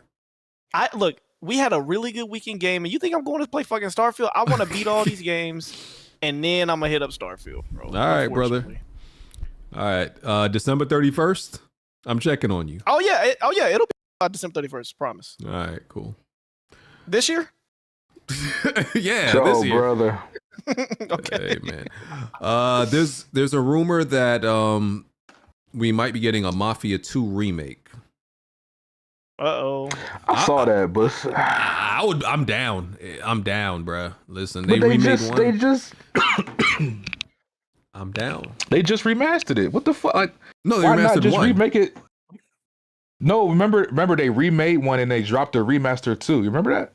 That's what they did. They dropped a but they remade one, dropped a remaster too. Why didn't they just remake two? A full. Well, that was more of like a port. This is gonna be a full blown remake of 2. Which I'm down. Listen, for. I like Mafia 2, but like I literally just played it when they dropped that. That wasn't even that long ago. Well, so I don't know. And they're reportedly also working on a. I don't know if it's a direct sequel to Mafia Old Country, but some type of sequel for that. So, bro, they need to go. So mediocre. They need to go. I want like a Mafia game in like the 80s, bro. They did the 60s. We keep going back. We come on, go give us some of the 80s. We about to be in Skyrim. We about to be in like middle. Yeah, like what the fuck? Give us the 80s. Mafia in the 80s. That sounds fire. I would like that. Yeah. Okay. So y'all remember? Maybe you don't. The original mode for Fortnite was Save the World, which it was like a PvE game. Yeah, before they accidentally made Fortnite a PvP game and it became like one of the most popular things ever. It was just some PvE game. So they're finally releasing that original mode now. Fire.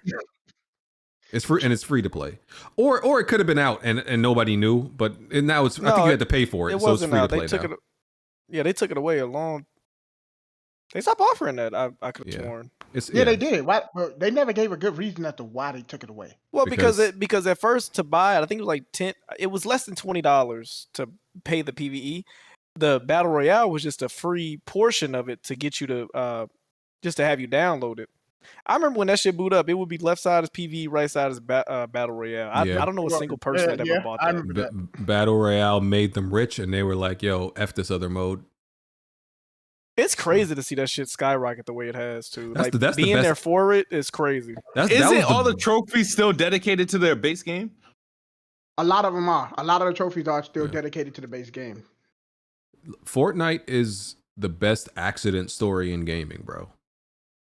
The best accident. Like, man, they're gonna make a fucking documentary about that shit. Like, they had no intention. That was not their goal when they made Fortnite, and then it became the most popular thing, like, as a side project. Like, fuck it, like, that's. Are you gonna go see? You know what's crazy? They did that off of just copying PUBG too. Yeah. They literally said, you know what, throw this in there since that's a thing now, and they end up taking it. And I'm sure the build element. And I'm sure when if we get the documentary for it, they're gonna be like, yeah, we thought it was just gonna die. Am I crazy to think that? I think I always say this shit, and people call me fucking retarded for this, but whatever. I think Fortnite got big because console players was fiending for a battle royal game because they saw H1Z1. A lot of people don't remember H1. Whenever I bring up H1Z1, people look at me like I'm a fucking antique or something. They're like, "What is this?" It's the battle royal game that was big on PC. I remember. And then when H1Z, everybody was fiending for that. A console players wanted it. It was really PUBG that made niggas on console be jealous of it. Because I remember when I was in college, my freshman year, I would go in the game, the computer lab, niggas playing PUBG instead of going to class. They just in there playing PUBG all day. I'd leave at 8 a.m., come back at dinner time, niggas still in there, stinky, playing PUBG. So when Fortnite came out, hell yeah, it was a monopoly. There was no other battle royale on console at the time. And then when H1Z1 came to console, it was ass. Nobody even played it for real. It was ass. It was way too late, and the motherfucking player base has already went on. Your PC player base moved on. So no point. Yeah, you're right. That is. I forgot about that. They basically had a monopoly on it. If anybody cares about Stop Killing Games, you know that initiative. So they're the dudes who are like fighting to like make sure that any like game that's like online, the servers don't get shut down, that developers have to like make an offline mode and like, or provide access to like private servers and patches and stuff like that, or just like preserve the game essentially. So and this month they're like meeting with politicians about this. They met with European Parliament. They had a hearing with them, and they're trying to get lawmakers across different parties to actually like create laws around this. I think this is phenomenal. Yeah, so if you care, great thing for gaming. Yeah. These are the type of initiatives we need, not the niggas talking about censorship on underwear. We need niggas like this that actually give a fuck about the medium. Yeah. So I'm all for this. Cool. I think that's everything, man. You sure? I think we covered everything. Oh, Tamagotchi, my bad. Oh man, fuck you.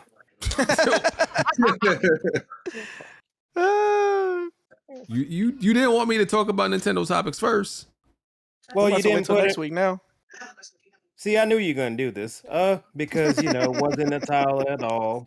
Wasn't in the thumbnail. Even though you did the 3-way split, I would have been fine if you did Pragmata by itself, because that game deserves it, honestly. But yeah, I'm on to you.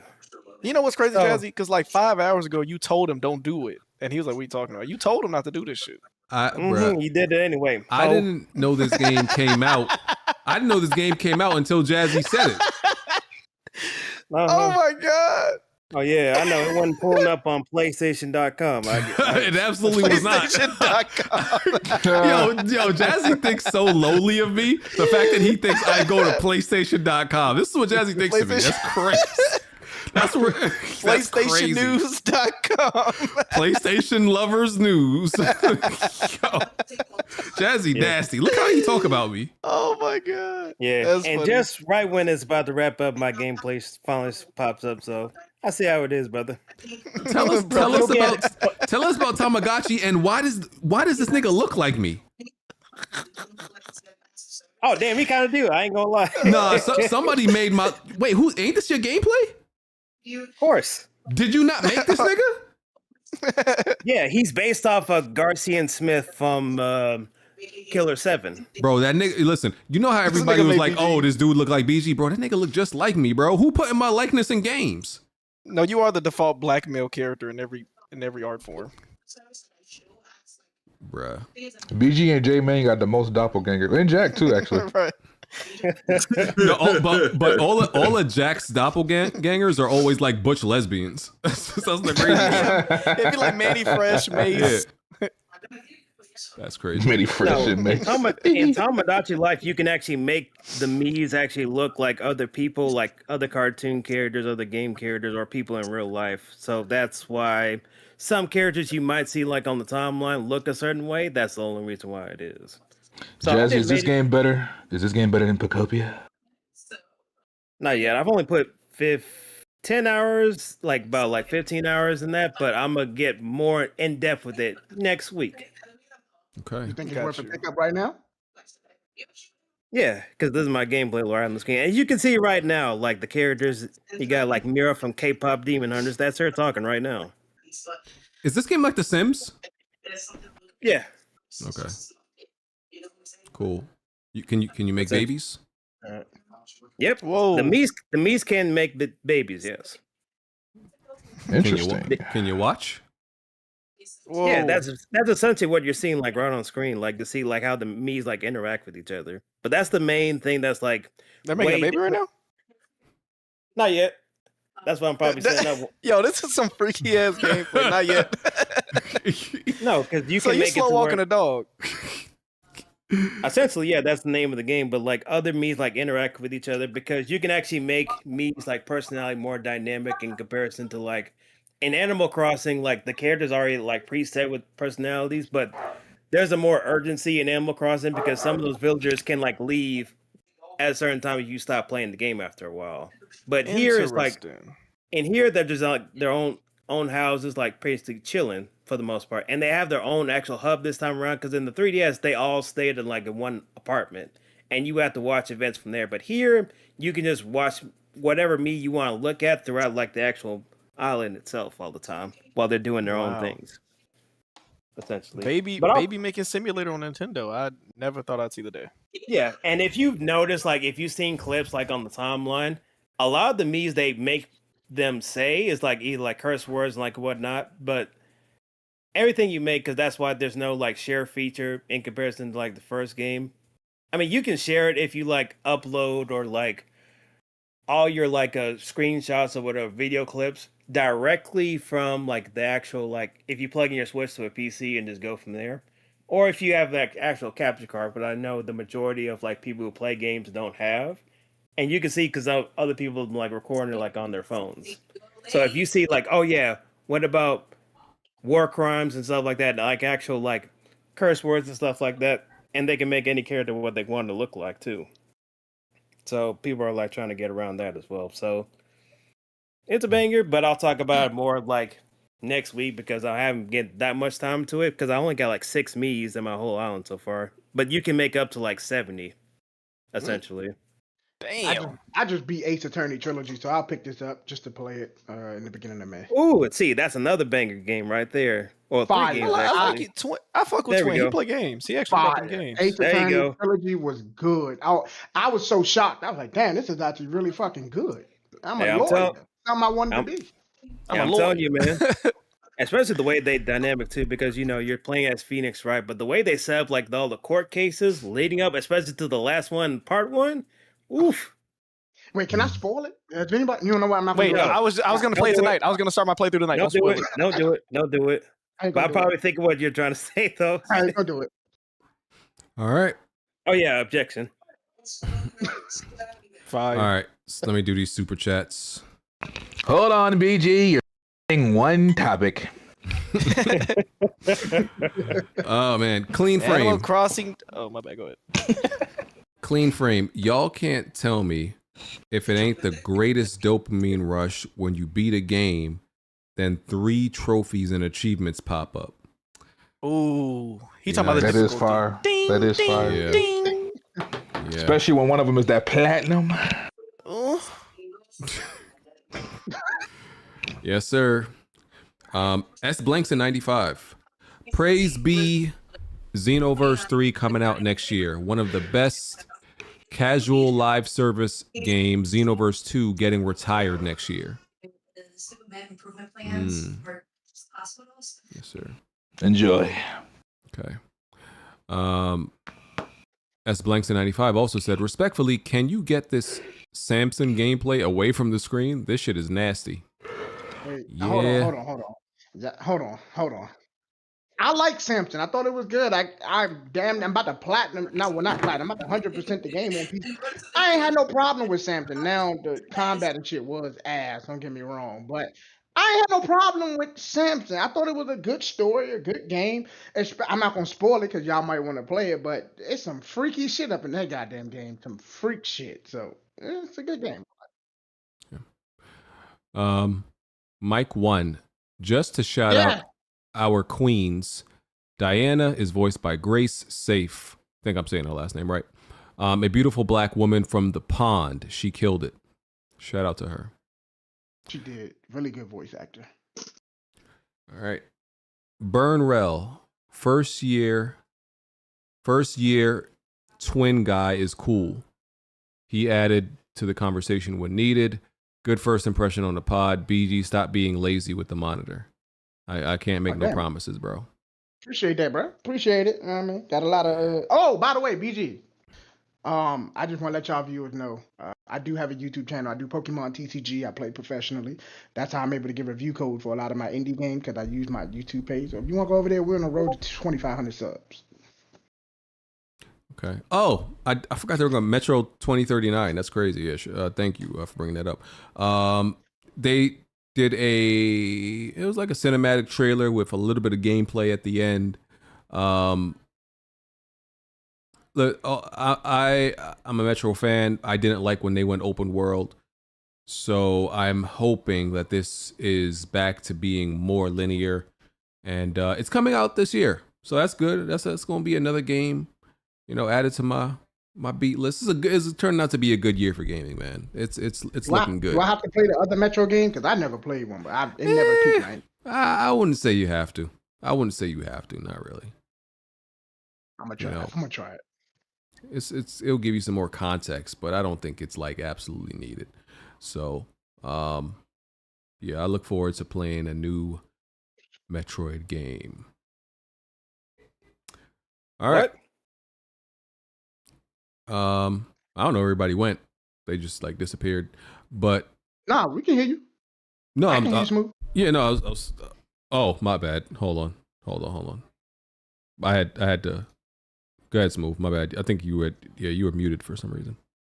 Oh yeah, no, I was saying like it took like the whole Metro reveal. It was like a 14-minute reveal. It was 12 minutes. It was like cinematics, and just to give you like 50 seconds of actual like what the game looked like. That kind of ticked me off, bro. But that's all I had to say about that. Yeah. I'll look forward to seeing more actual gameplay, but till then I don't really have much else to say about it other than looking forward to it. All right, y'all. That is it. Don't know where Wani and Alex disappeared to. I feel like they both dipped out to go make out with each other. I don't know. All right. It's been real. Good games. Go play some more of them games that we got.